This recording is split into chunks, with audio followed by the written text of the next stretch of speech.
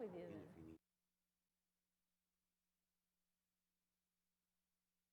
Good afternoon, PBA. Thank you for coming in today. I appreciate you sending the proposals over yesterday. Is it yesterday? Feels like, okay. It gave us the time to kind of look at them and formulate questions, but today is basically your opportunity to go through your proposals. So I'll turn the floor over to you. Okay, so basically, I think the meat of them is the same as the last version of proposals. We did do the TA list, so those are what I think that we can TA if you guys are amenable to that. And I just put, Let me try to address that then. Do you have the TAs? So Darnice has those and she can pass those out. We went through, there were some that there were still some issues. So we pulled those out, but we do have a TA packet. So if we could go through those first and maybe sign that off, that would be great. Feel like we're making some progress. okay, is that just based on, We took your list and then looked at what we still had and to see if there were a couple of them where you had said, okay, we're going to TA it, and we had notations from our notes that you had agreed to certain things that we had changed. Just like one of them, I forget which provision it's in, I think maybe Article 6, where it changed the name of the Detective Bureau. And we thought you had agreed to that, but then when we got your proposal, this most recent one, that change wasn't in there. So we just want to kind of go through them. If you want to, okay. and see if we're in agreement.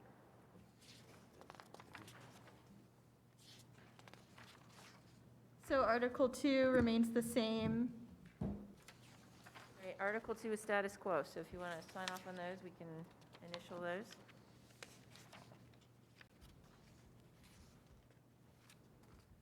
Article 4 was the next one, and it had the same. Article 3, there were some changes that we still have on the table for our side.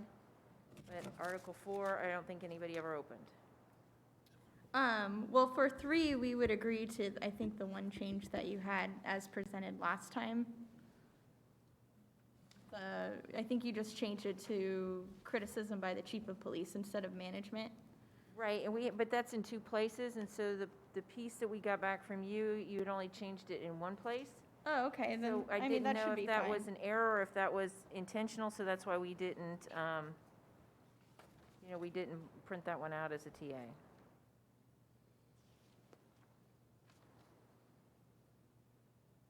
Where was the second place? It's in the same paragraph. Oh, okay. And we had, so it's in the same section. You had management representative in that second, just right below it. And we had changed that one to chief of police as well. Okay. That should be fine. I mean, are you all fine with that? We're fine with that. Okay.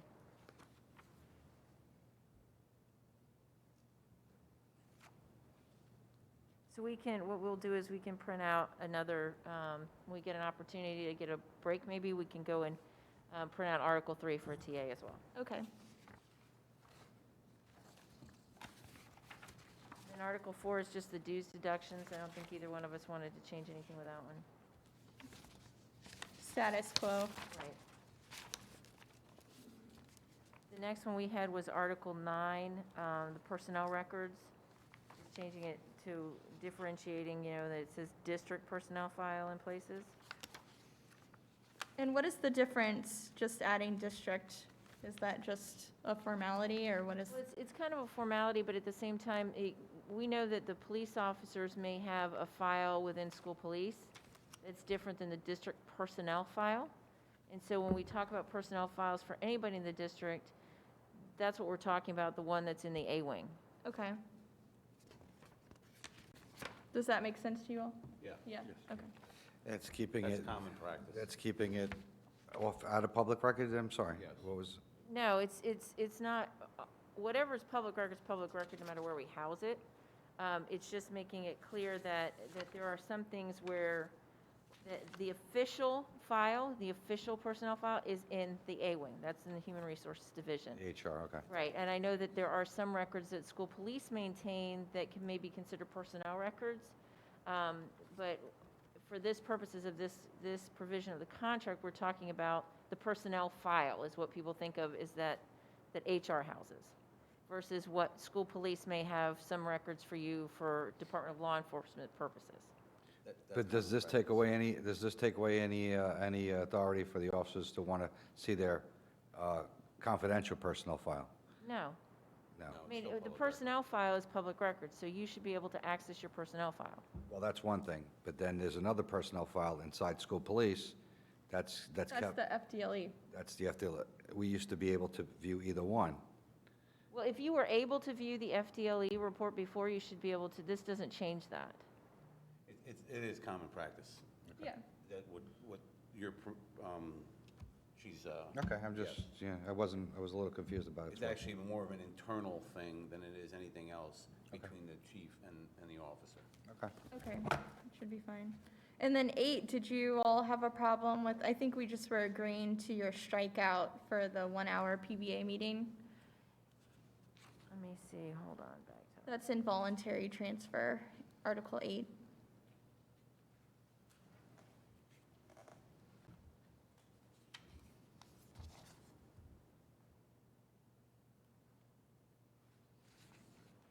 Well, we need to talk a little bit about that because by striking out that entire piece, and we can talk about it when we get to it, you're striking out the hour-long time limitation for the other piece of it, which is for officers who've been signed to a different work location. So I had some questions about that. So when we get to Article 8, we just need to talk to you a little bit about that. Okay, I think I just copied your proposal, so, Okay. Well, that may be so. I just, when I looked at it, maybe we marked something out we shouldn't have, a couple of words. okay. We may be able to TA that after we have some conversation about it.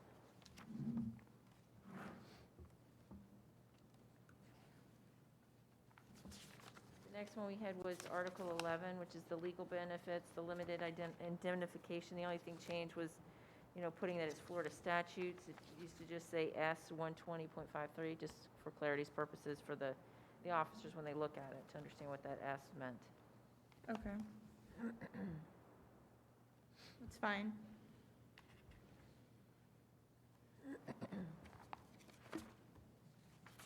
The next one we had was Article 14, neither party opened it, it's funeral expenses. Why are we skipping so many? We're going over your proposal right now, right? These are the There's differences. TAs. What I'm saying is we took over the list that your team sent to us, these are items for TAs, that your team felt we had already reached agreement on and we could sign off on them Okay. today. So we're just going through that, we went through that list and compared it with, your proposal versus our proposals to make Okay, sure I they're. got it, thank yeah. you. So we're not skipping, we're gonna go through the whole, It's Right. overlapping if you look at this one. Yeah. Yeah. Okay. And 14, right, no changes either no side. changes, 14. The same is true of 15, the travel allowance.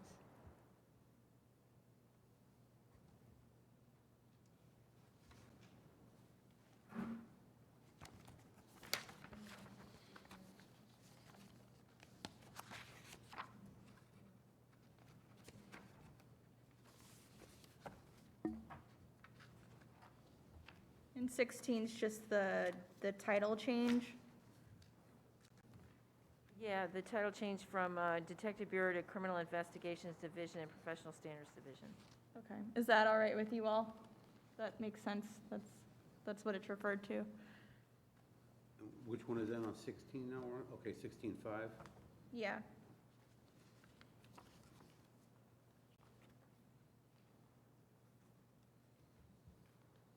I just noticed we had typed TA at the top of them, so we wouldn't have to keep writing the date and everything, and the date is incorrect. It's 6/2, because that's when we were working on it yesterday. So it's really 6/3. Okay, Okay, that's fine with me. that's fine. Then Article 19, the holidays, we had just added that pursuant to Florida statutes, the board may authorize a maximum of 6 paid legal holidays.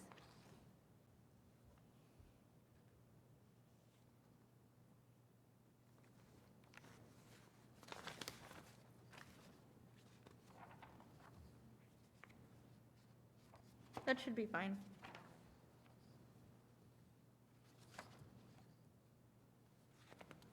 Article 21 was the next one with off-duty employment. Neither party offered to make any changes at all to that one. Right.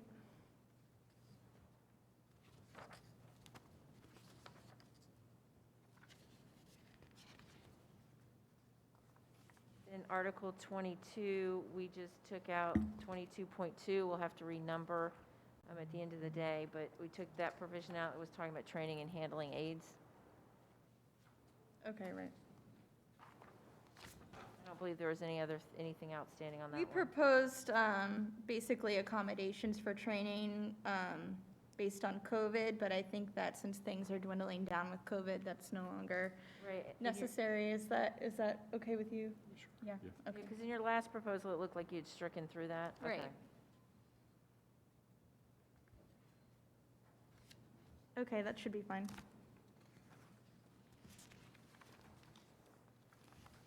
23 is the prohibition of strikes. Again, it's just cleaning up the language, like it was agree instead of agreed.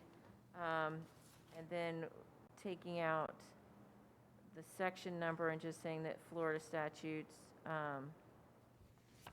Public Employee Relations Act prohibits them. Right, that's Yeah. fine. Okay.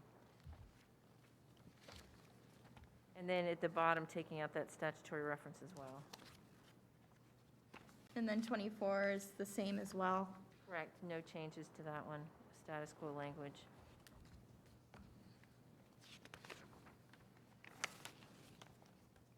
And 25, just adding Florida statutes. Correct.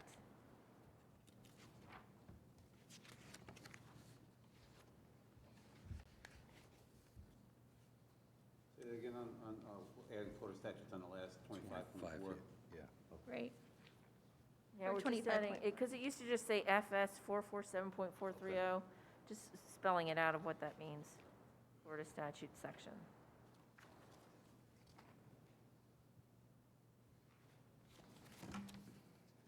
And then we had Article 27, which was the evaluation, and we just moved the items that were in 20 into that section.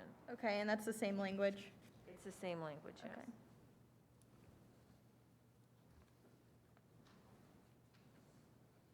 It You all just are di- fine it with didn't that? make It's any just- It didn't make any sense for those to be in the salary section, because they're dealing with the evaluation of, the Right. whole, the instrument, and if they're gonna receive not acceptable, what do you do? I don't know why that was ever in salary. Right, it makes more sense Well, it does, because for it to be in here, under evaluation. doesn't have anything to do, because like the 165. Evaluation 165 plan. I think so. What You page want is it that? to stay in wages? What page? You know what I'm saying? What So article? it's gonna affect your wages, that's probably why It it was. really does, this What talks article is that? about This the is evaluation as a It was whole, formerly 28.5B. and then the performance pay piece that's still in, we're still negotiating that out of 20. Should we just leave it there then until we decide if what's gonna happen with everything else? Well, this language, even if performance pay is what number is that again? Because I always forget. 27.3? No, the money, you call it 20. something. 165. 165, okay. So if the 165 money is still there, at the end of negotiations, this really doesn't impact that. This talks about the evaluation instrument and how do you appeal, that any appeal is going to be limited to this, the judgments of the evaluator are unappealable, and then it has, the second paragraph is about if you're going to get a non-acceptable, that you get 60 days calendar notice, and if it continues to be not acceptable, you may not be eligible to read a step increase for the following school year, which don't exist anymore, but we just left that language in there. So this is just basically about your evaluation. It has nothing to do with the money that could be available for performance. Well, And then- we can put in 20 that the evaluation procedures are outlined in Article 27, and, because we're saying now on the record that we haven't agreed to getting rid of that 165 under Article 20, so it's not like It's we're still, waiving that's that. still being negotiated. This language would remain, because it's really dealing with your evaluation and how it's done. Okay. Because previously, Article 27 was it still affected your Article 20. They were still interconnected. Does that make sense? Yeah. Yes. Okay.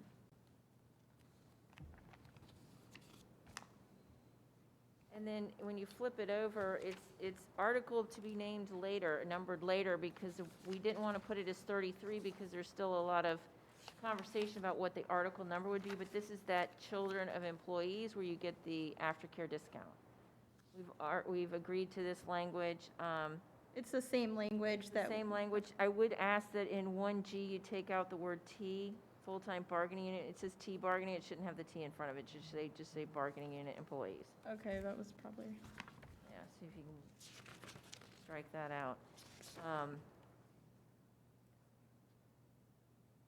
But this, obviously, because you saw the T bargaining, this is the same language we have for the teachers and others for the after-school discount and how you get priority for that program.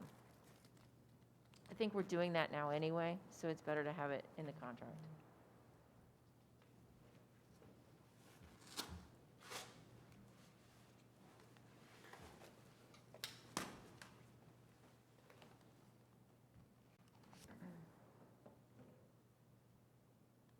And I believe Okay, it's the that's same fine. language that you had put in yours. We Okay, just don't that's- have an article number for it yet. Okay, that's fine. Okay. Did you have a problem with the definitions? I do have a problem with the definition, so we're Which gonna, ones? we'll have to talk about the workday, so we'll have to talk about that. And then duration, it probably be Article 31, but we're not quite sure yet. Again, we'll have to renumber it. I'd like to sit down with you and make sure we've got all the numbering right. The other thing we noticed is, once you get beyond the number, like 9.1, 9.2, when you start putting out, the outline type form, it varies from section to section, whether you start with a number, you start with an A, you start with a lowercase, an uppercase. So I'd like to clean that up at some point, Katie, but I think you and I can kind of, because all that is just making sure. You mean the it's- subsections, just Yes, the, okay. because it drives us a little nuts that it's not uniform. But the duration, this is the language, well, actually, everything but the last sentence, so, we may need to talk about that last sentence. It's basically just that zipper clause that zips up the whole agreement and says that everything that the parties have agreed to is in this contract. Well, I don't know if I would like that in there, Okay. honestly, So so, we can hold off on duration then and have some more conversation about that. okay.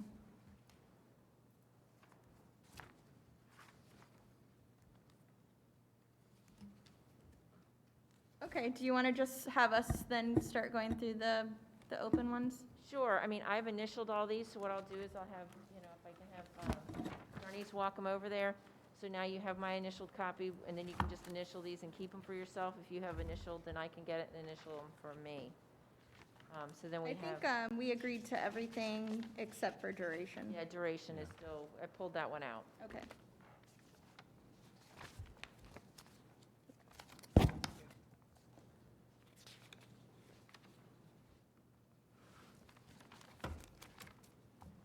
I feel like we've accomplished something today. I know, finally. Sometimes it takes a little while.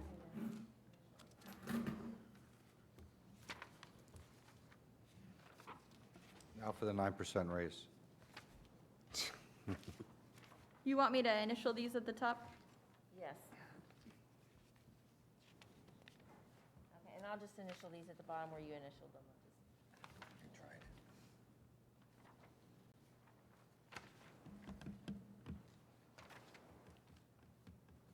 Hold on to my initial, I'll keep, this will be ours. And then those are hers. There we go.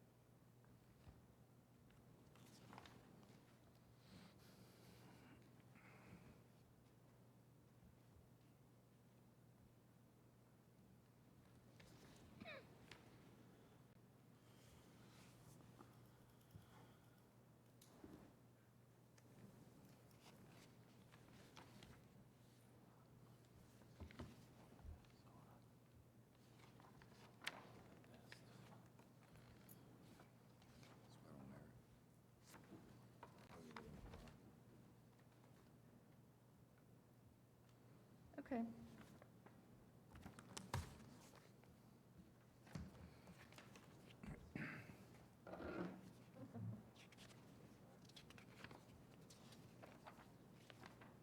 Okay, then I think we're ready to start with ours. Okay. So 2 was TA'd. 3, I think the only other, we just probably left that out on accident, the changing the second reference to management representatives, that should also be chief of police. Right, and I'm just looking now, in 3.3, you had included some items. And I think I took that from the teacher's CBA. Okay. I mean, we can agree to, I just didn't know if there was a reason behind that, because it's, all the provisions of the contract are applied regardless of, your gender and all of that. I didn't know why, if there was a reason why you wanted them specifically laid out. There's language in the teacher's contract that's been in there since the 1950s or 1960s, that, not always is the best language. Sometimes it's not even We're grammatically just trying to be a correct. little consistent, then either they take that out of theirs and we'll take it out of our, this way it's both the same. I don't Right. think it hurts to No. have it, No, it doesn't hurt, I just didn't know if there was a reason behind it. I don't have an objection to that, 'cause And then- it's including but not limited to, so it's just a small list of everything that could be included. Yeah, so other than that, and then we can agree to 3.4, changing the second reference to management representatives to chief of police. So then hopefully we can TA 3 as well. Okay, and if we, at some point, get a break, we can go and get a clean copy of that and TA that. Okay, great. 4 is TA'd. 5, management rights. I don't have your proposals in front of me, but I think that you all, Yeah, I think the sticking point is in 5.3. It had in that it was the sole discretion of the school board to determine civil emergencies, and our concern, I mean, I know you didn't want it, we had pandemic listed in there, and I know you didn't want that. And I get it, I think pandemic could fall under, or exigencies. But we wanted in consultation with the school board, because in cases of true emergencies, in order to get the discretion of the school board, we have to have a meeting. You have to have the board as a collective in an advertised meeting, being in the room, making that decision. What actually occurs is if we had a civil emergency, each board member would be called individually, because under the Sunshine Law, we couldn't meet with them without advertising, without having all of that procedural stuff. If the superintendent has what he considers to be an emergency, each school board member is contacted individually, and the issue is discussed with them. There can't be a vote without a public meeting. So when we talk about having sole discretion at the school board, that means that you really have to have a vote. And in an emergency, we would not be able to do that. when is the last time that this has come into play? The pandemic. So, and they did meet. No, the superintendent actually took some actions without the school board by consulting with them and having conversations with them, and until we could get a meeting. So there were things that we had to do immediately that required that. And, you could have the same situation if there were some other, I hate to kind of list some of these things, but if there was some kind of riot, like with hurricane conditions, the board is usually is aware of them. But if we suddenly when we have to close schools because of a hurricane, there's usually not a school board meeting before that occurs. There may be, but there may not be. We just have plans in place for emergency situations that the board has already kind of approved. But if something out of the ordinary would occur, the superintendent then goes to the board individually and talks to them and then brings it at the next meeting. So what you're looking to do is take school board out of there and put superintendent in there? No, in saying, I wouldn't take the school board out because they need to be involved in it. Okay. But instead of at it says the sole discretion of, Okay, we would like to say in consultation with with the superintendent. the So- with the school board. With It the leaves the school school board board. there, but it gives the superintendent that flexibility that, you know, if there is an emergency and we need to put certain things in place to declare the emergency, do this, to provide you guys with the monetary benefits and all that kind of stuff that we would need to do, we'd like him to have that flexibility that he can consult with the school board. Obviously, we take that kind of stuff back to them at the next meeting. But if there is a true emergency, you know, we don't necessarily know when the next meeting could be held. But you all like to have the meeting eventually. You don't want to just get rid of the. Yeah, I think that, I mean, I understand too what you're saying. My only concern would be is for an emergency. Now, it would be an emergency for the district, not for each individual, for the police, or for the teachers, or for, you know what I'm saying? So our chief couldn't come in and say, you know what, because of an emergency, you're working 12-hour days. No, it's, know, if you read because the. we're shorthanded. Right, if you read the whole paragraph, it's, if in, and right now, the sole discretion of the school board, it is determined that civil emergency conditions exist. And then it says, you know, provisions of this agreement may be suspended by the superintendent or as a designee during the time of the declared emergency, provided that rates and monetary fringe benefits shall not be suspended. So there may be things that the superintendent may need to suspend, and I don't know what that would be, because I don't know that we've ever had to do that, suspend provisions of your contract. But if it were a true emergency, we could add language in there that, you know, the determination of civil emergency, the question of determination of a civil emergency will be taken at the next available board meeting. We could put that at the end. It's just the way it's written now, it would seem that the superintendent wouldn't have that authority. But he already does have some authority. Correct. To do certain actions before the meeting. So I don't know if you guys want him to have sole discretion.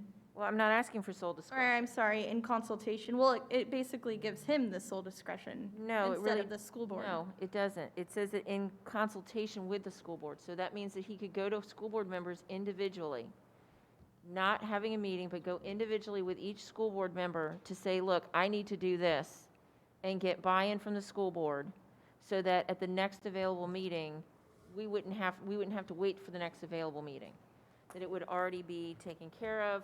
But of course, if the board had an issue with it, they would certainly bring it up to the superintendent. It was like, you shouldn't have done that. But this is just in those very rare emergency circumstances that we don't have to have a school board meeting in order to suspend provisions of the agreement. I don't, It's not a problem. you don't have a problem? I don't think so. You don't? Okay. But you still don't want pandemic language because it's so broad. I mean, perhaps we can say mandatory consultation, just, And that's fine. I think mandatory consultation, but not including pandemic language.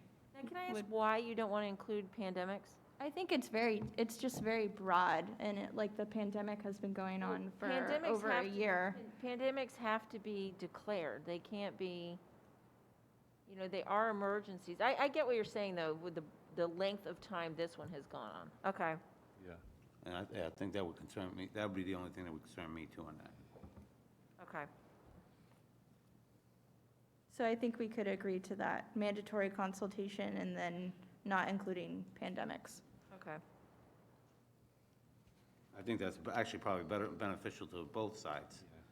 Because it'll cover you guys too, if it has to last longer than, you know, than anybody anticipated like did this time. Okay.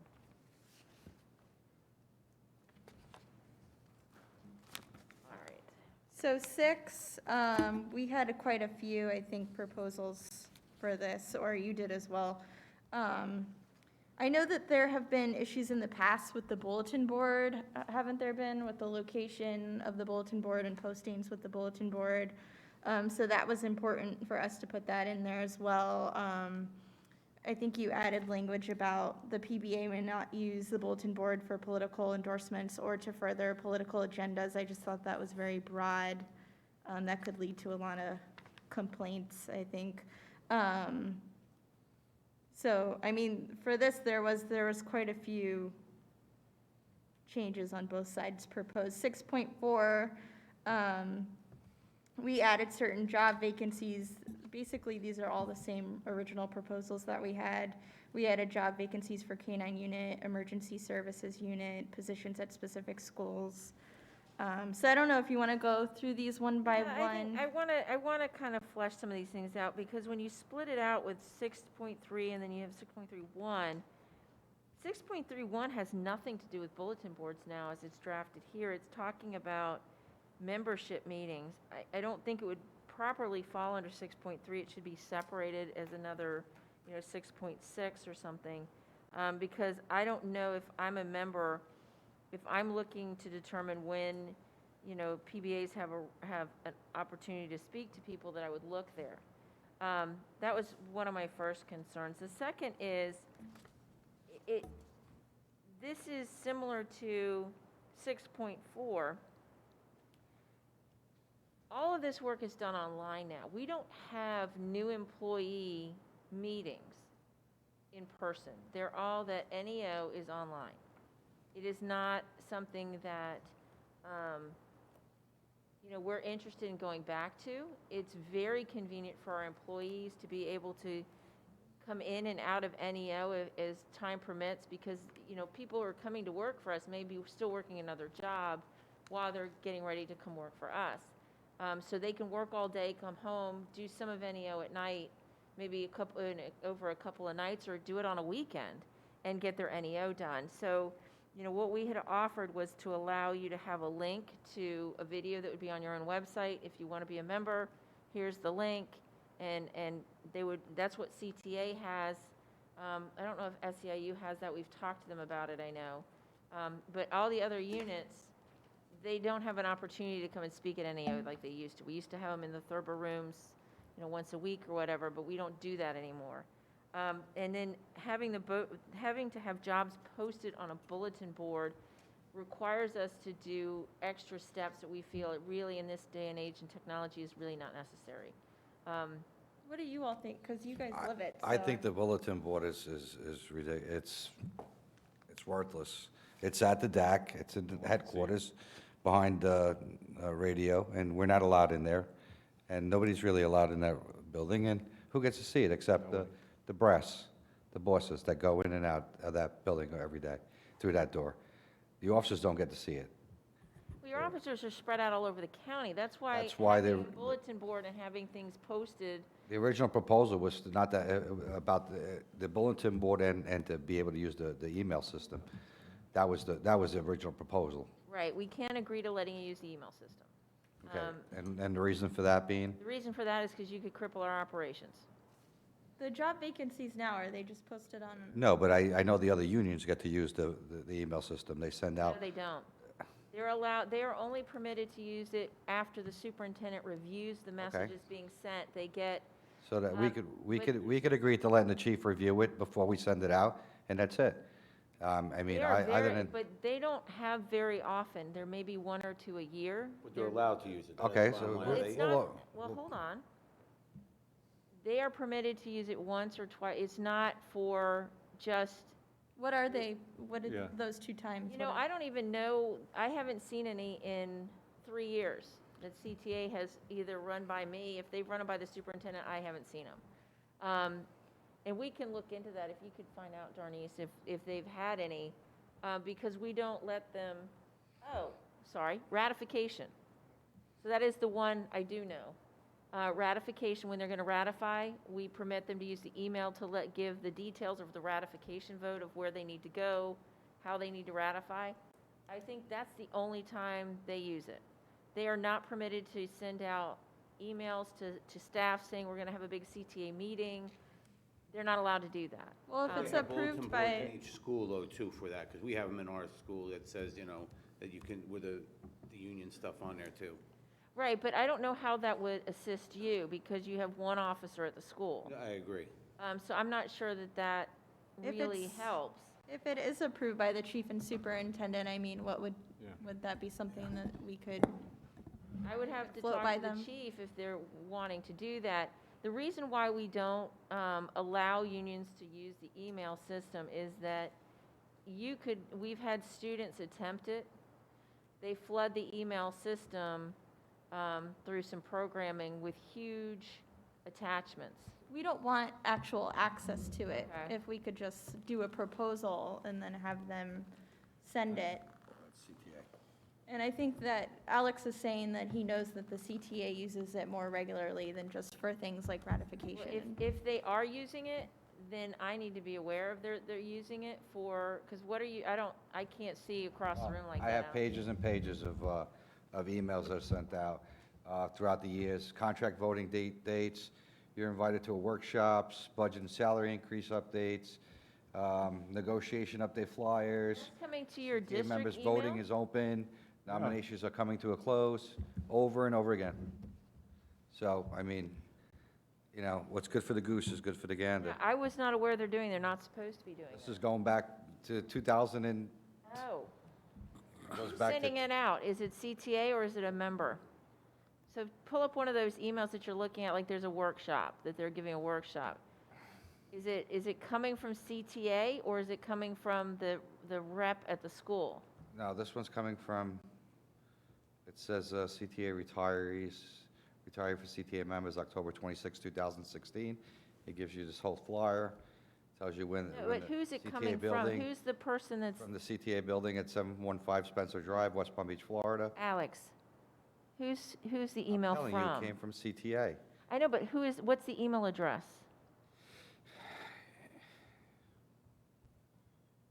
It says CTA retire invite at evenbright.com. Okay. But We're gonna, this I over and appreciate you over bringing again. that to our attention because, you know, Well, that's not that's not the reason why we're bringing it up. We're bringing it and up I because we understand want. that, but This has been common practice that's been And going we on were- for and years. just, we do have our own email system.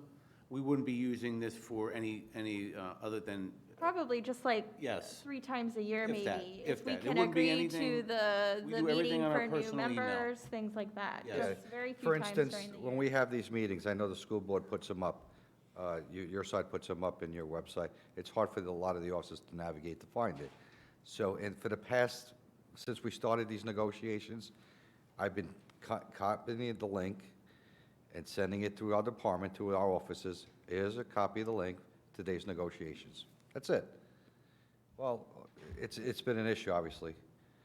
Yeah, because- you're not supposed to use our email system and our servers for union business. Well, it's not union We business. don't want It's actual school access district to your business. servers. If we could just come up with Yeah, something where. it's We school have di- our own. We If the have school our own. district is copying, is recording it, and they're posting it, and it's Yeah, public but it's record. not- But you're not sending it because it's school or business, you're sending it to your union members, correct? I mean, like people that We're are, sending it to everyone, not just the union members, the non-union members too. To all members of the bargaining unit, they want.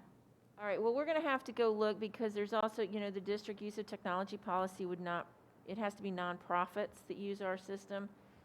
But it also has to be self-serving, because obviously, in the past, we've gotten responses from school police, hey, let us send this out for you.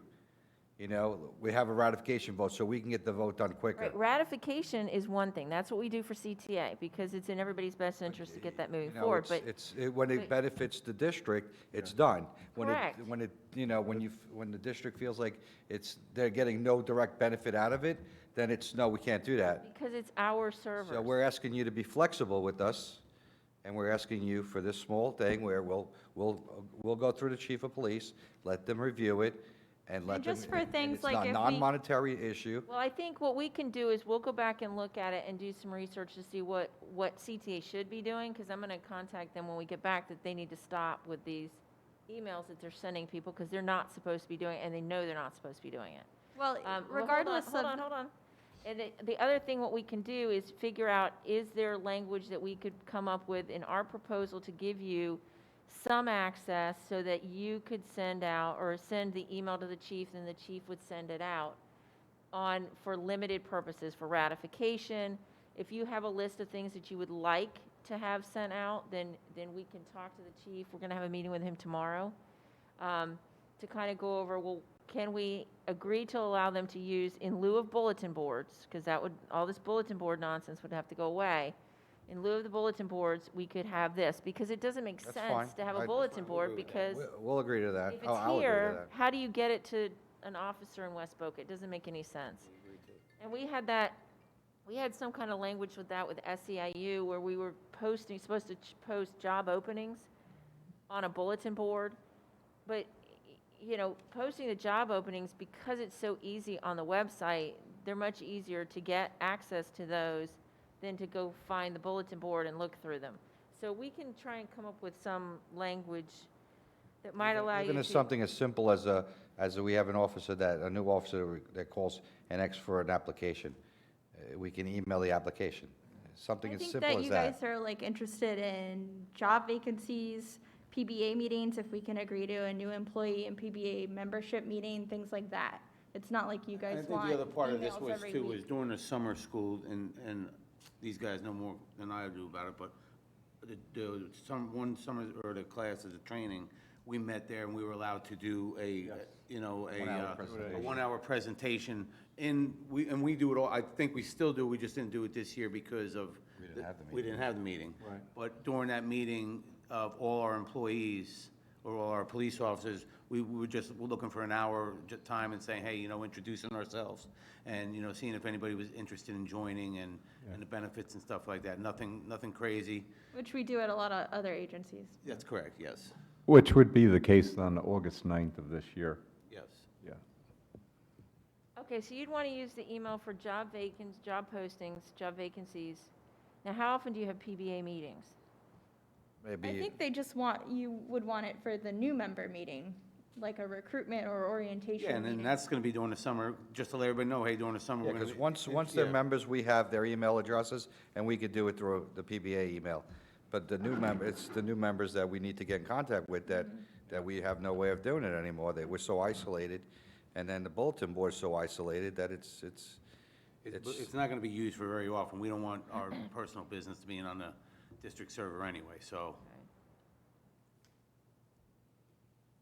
So right now, I've got, job vacancies, one new employee meeting in the summer. Anything else? What do you mean, one new employee meeting in the Well, summer? you said that you For a would be meeting meeting during with the them once over the summer, so we'd have an email that would go out at the end of the school year or beginning of the summer that would say, PBA is having a, new employee meeting for people who might be interested in membership. Like a orientation. Yes, during orientation, yes.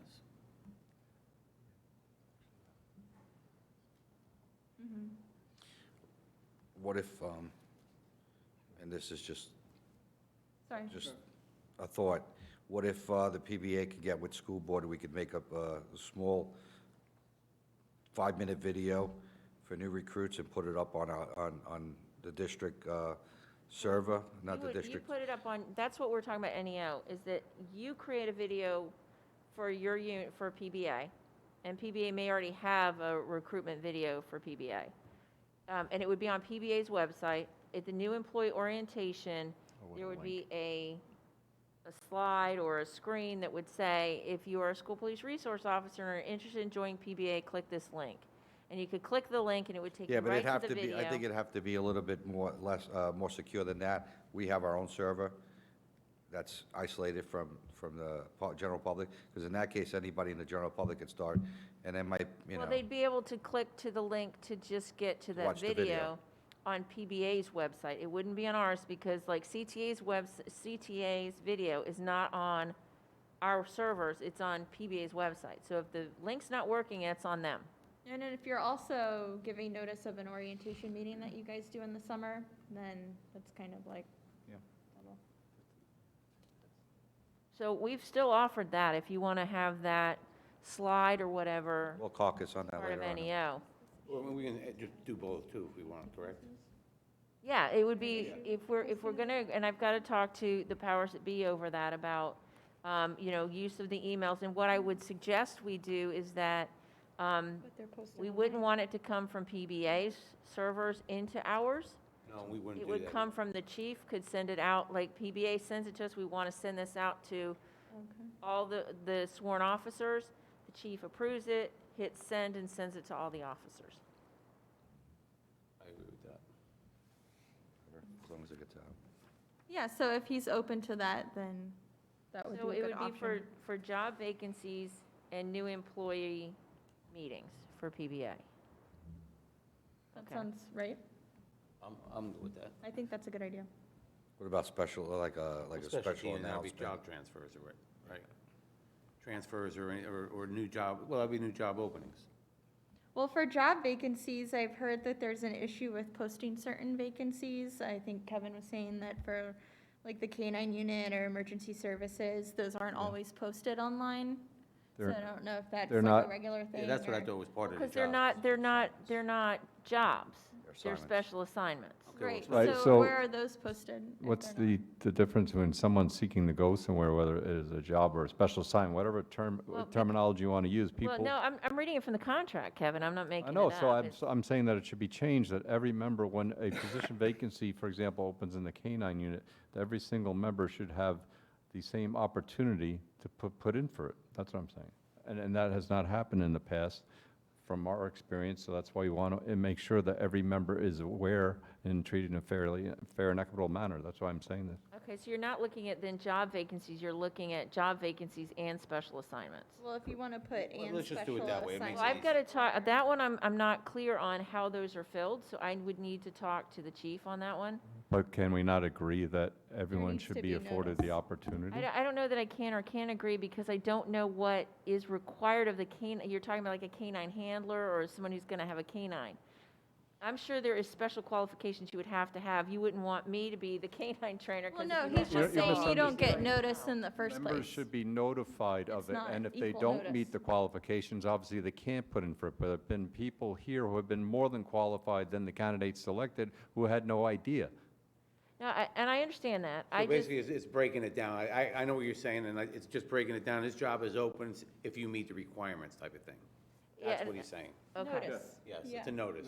'Cause it's not a job. I just want to make it clear. That's not a job. It's a special assignment. It's Well, it's a job supplement. vacancies and position or special assignment vacancies, so maybe we could add language like that. Any positions?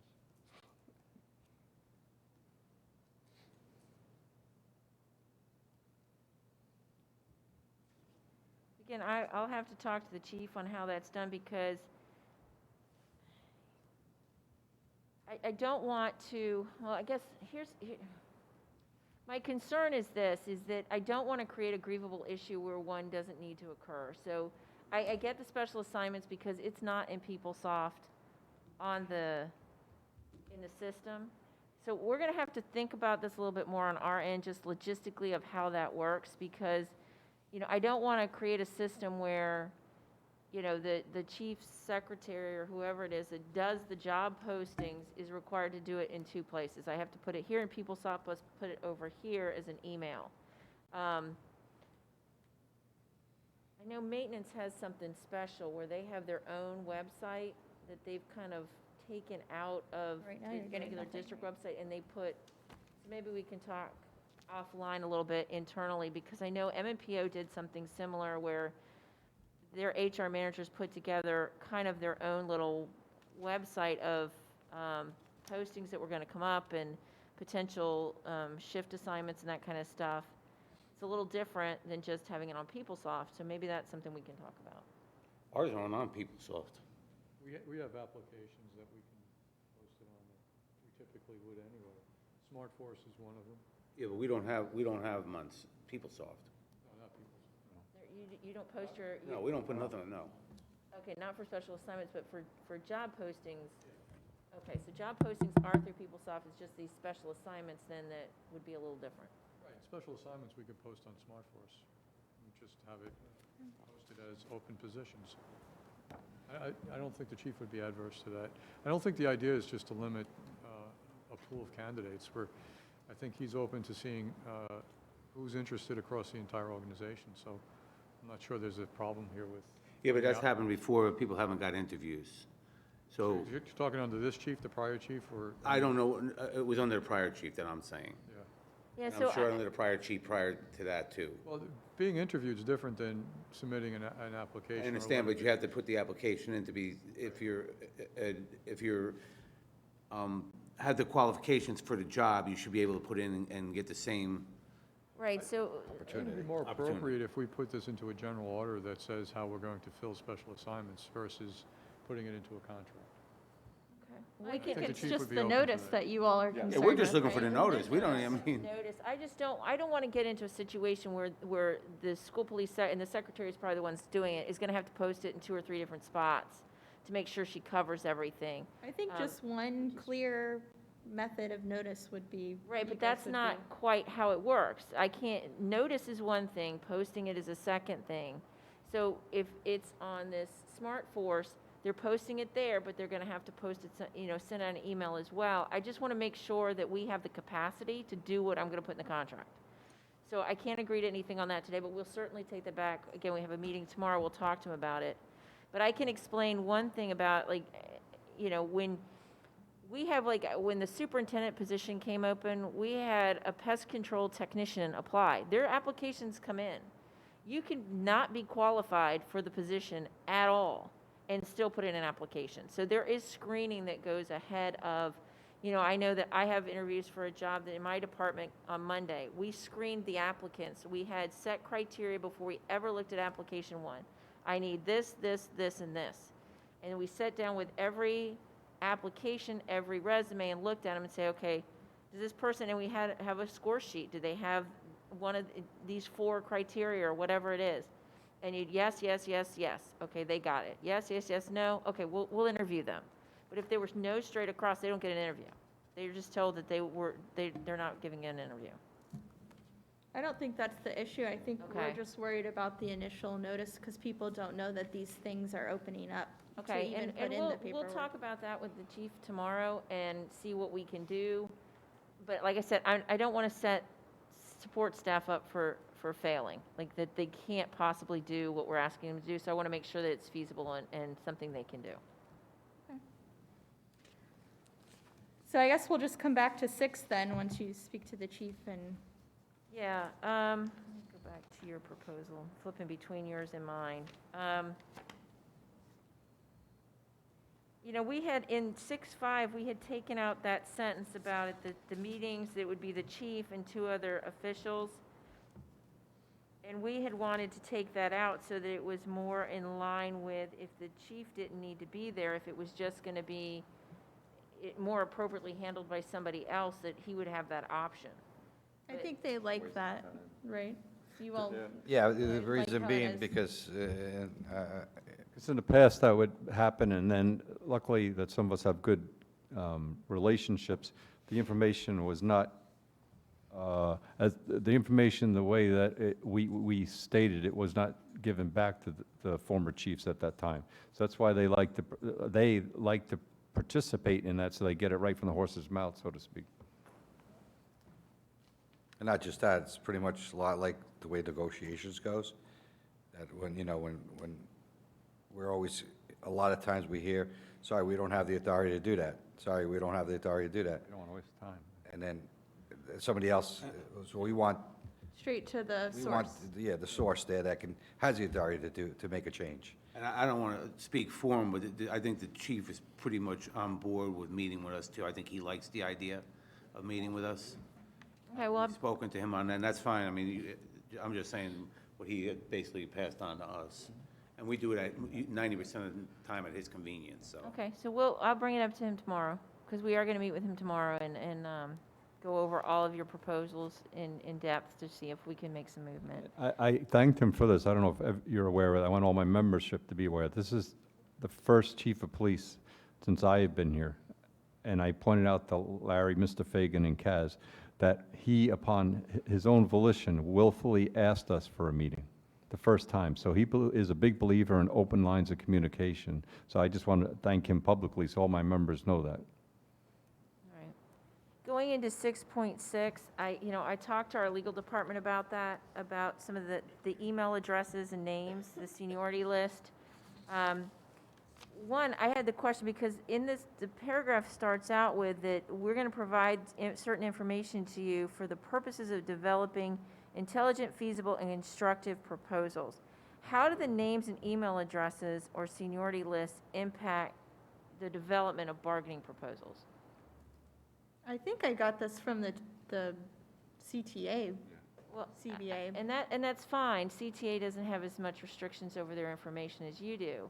But I'm just curious, if we're going to put it in your contract, I want to know why we're putting it in there. So what is the reason, or how do those names and email addresses impact your bargaining proposals?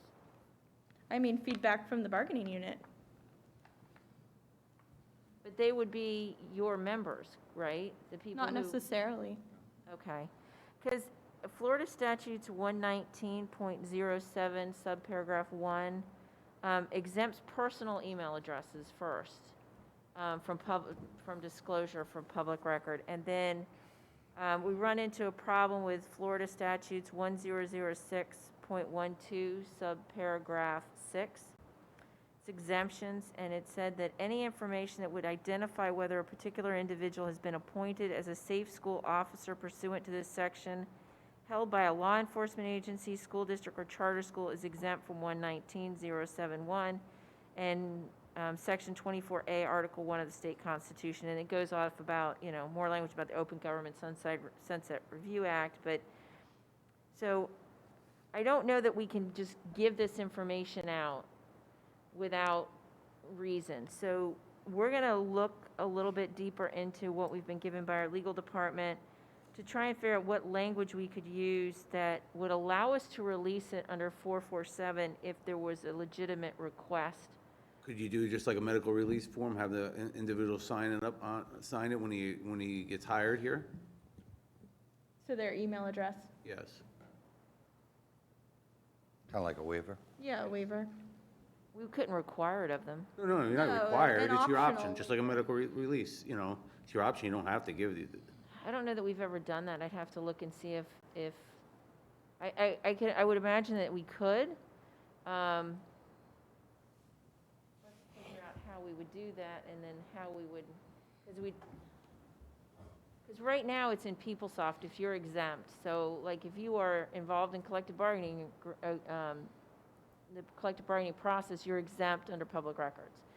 So, and then your spouse, your children, all that are also exempt. So there's a box that you check in there that says you're exempt. Law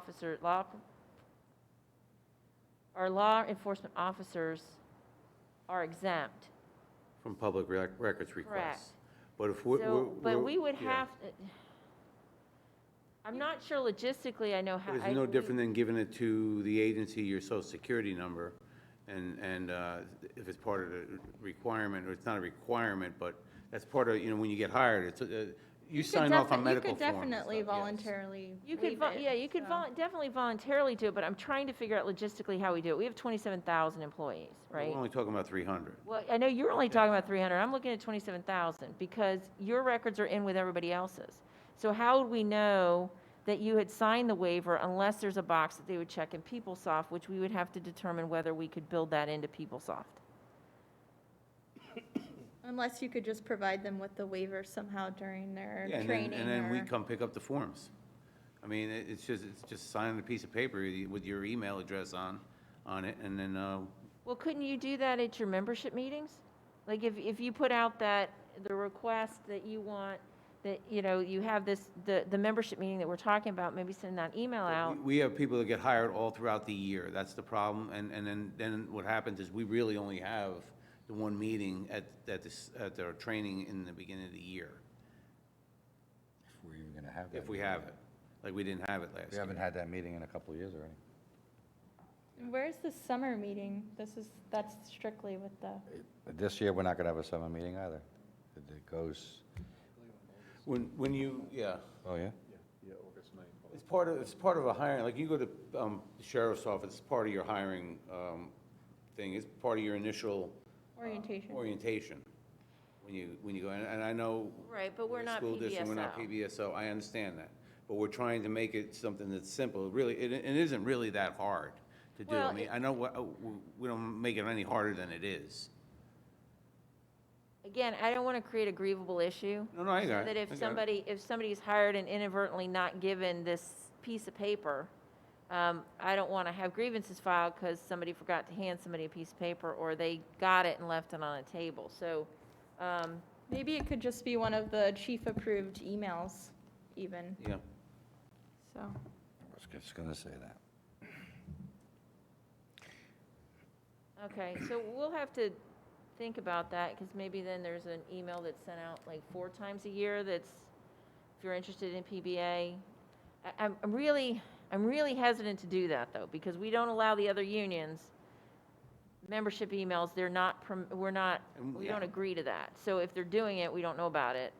We know that internally, like if I'm the lead rep for CTA, they're sending out emails to their coworkers within their school. If we find out about it, we put a stop to it. So Well, maybe the chief will be open to it. we'll talk to him about it tomorrow. Okay, I think we covered 6 pretty good. 7 is the law enforcement bill of rights, so we are firm, we want that in there. So I added as amended from time to time. Yeah, I don't like that language. But what I think we could do is, instead of, take out that as amended from time to time, after following, say included but not limited to the following, unless removed from, repealed from, or amended within Florida statutes. Because I don't want for our officers to have less rights than they think they have, or have more rights than they're entitled to. So I would like that clarifying language. I like the idea of the hyperlink. I didn't know if you had agreed to that or not. I couldn't tell from your proposal.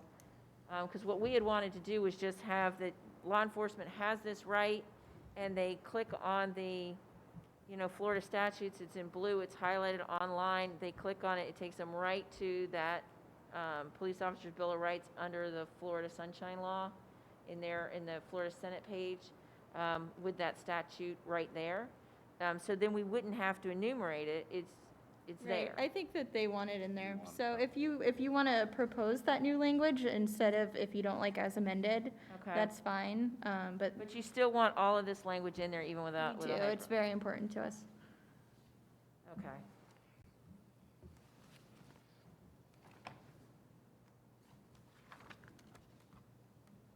And I think it is current. I think I read through the statute and it's the same language. Yeah, it's current today.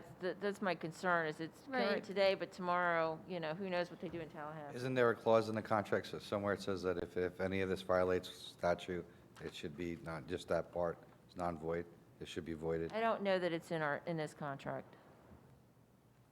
I always thought it was in there, I don't remember too well.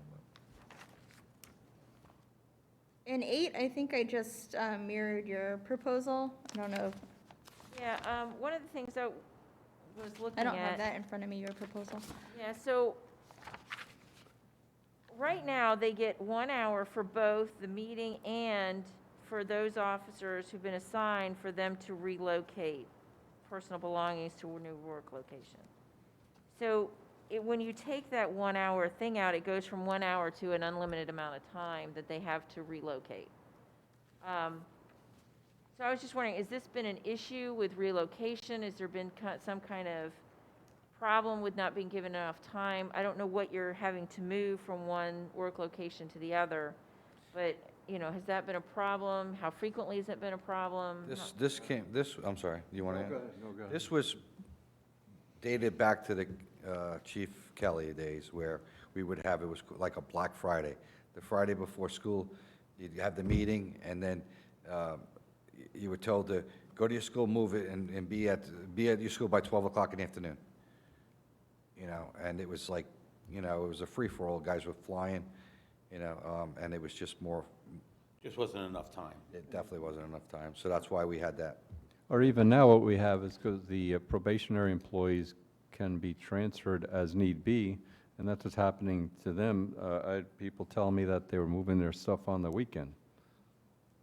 So how many times does that happen, do you know? I mean. If it happens once, not being a wise guy, it's too many times. Someone should not have to move their their belongings from the work location due to the department transfer on their own time on a weekend. So how much personal belongings do you have at a work location?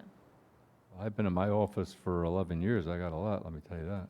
It's going to take longer than an hour. Actually, this actually, just to point out, this 8.3 was written for the sake of that, the 1 hour only pertained to the meeting, and then it was up to the discretion of the chief and previous chiefs who have, like Chief Leon, Chief Kelly, they did provide a adequate amount of time for the officers. I'm not talking like a day, like Alex had stated, is that we would have that meeting and we would be dismissed by 12 or 1 o'clock, and we would work to 3 or 4 o'clock. And the chief would allow the officers to go from the location, which was Palm Beach Central, to their old assignment to move to their new assignment. It's just being reasonable, that's all. Okay. I didn't know if this has been an ongoing problem. I mean, how much time would you think would be adequate? I mean, obviously, if you've been in the office for 20-something years, or however long you said, Kevin, I don't know how much stuff you've hoarded in there, or if you're one of those people I who keep can copies pack of up and be everything I gone in do. 2 minutes. It also depends on where you're going from. If you're going from Boca Yeah. to Belglade, I mean, it's just common, a courtesy thing. I don't think we're gonna have an issue. I mean, coming from the meetings, it's really shouldn't be an issue, because you got pretty much all day to do it, but it has been. And I think it's more or less, though, I think what we're running into now is some guys are getting transferred to, from one school to another in the middle of a week. Like if a new guy comes on, and now all of a sudden he's bumping this guy from this school to this school, there was no preparation. Okay. So I think it's just, Yeah, you can how about you let the supervisor, I mean, I don't want to put a number on it, but the supervisor of that zone, he knows what it's going to take. Whatever is reasonable, our Whatever officers are reasonable, going to that's do all. whatever they're. It may take me an directed hour, it to may do. take me 15 And minutes. it's under the chief's discretion Yes. still, so it won't be. Okay, so we'll talk about it tomorrow and get back to you on that one. I think that might be pretty easy to resolve. I think so also. And then personnel records for 9, we've agreed to that. And Article 10.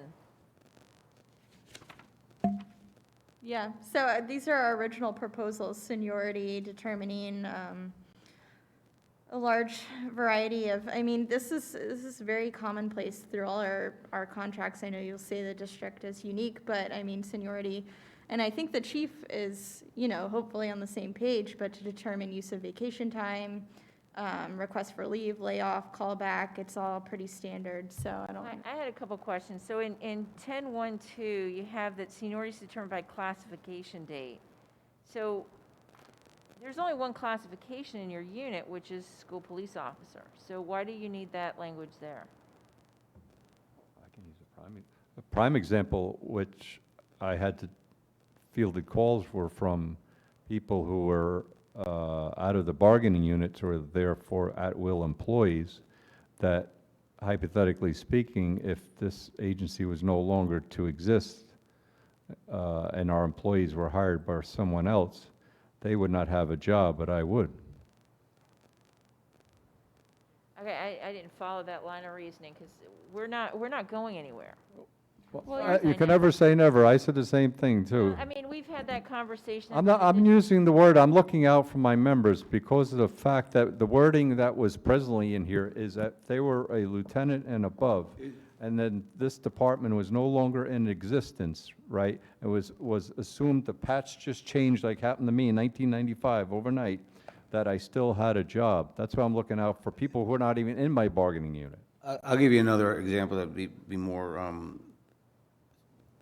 if I am a detective, I got promoted, or I got transferred into the Detective Bureau on October 1st of 1990, and my number is 1180, and a guy senior to me, 980, now gets October 2nd, the guy that goes into the detective unit is senior in that position.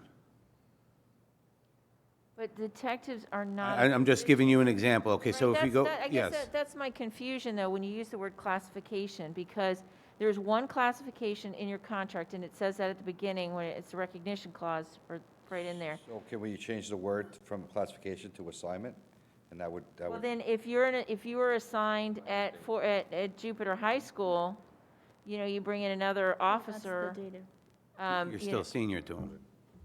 Right, but if I've that's been after. if I've been with the department, I've been an officer for 20 years, and I get assigned to a high school, I get assigned to Jupiter, and the person who's already there has only been there for 5, you're saying that my seniority as a 20-year officer just disappears and I'm at 1, I'm at 0 again? I think it's taken out, I think it's being taken out Yeah. of context. Your So- seniority at the I'm school reading is, it- your hold on, seniority Alex. at the school I'm is, reading yes. I'm reading what you've given me.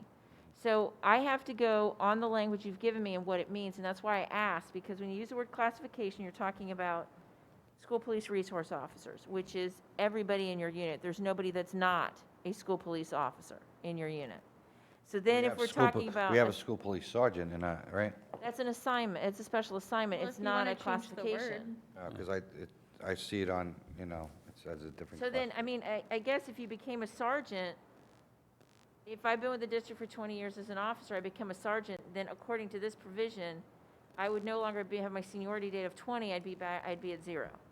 When it comes to the sergeants, people in that, You would be under in that sergeant. That's assignment. not what this language says. All right. So then do Be it, under that's what I'm the saying, sergeant. it's I think it was assignment taken- then. I think it was, yeah. Yeah, just change it to assignment then. And then, when you get into this seniority for vacation, we have kind of a rotating system of seniority in another contract.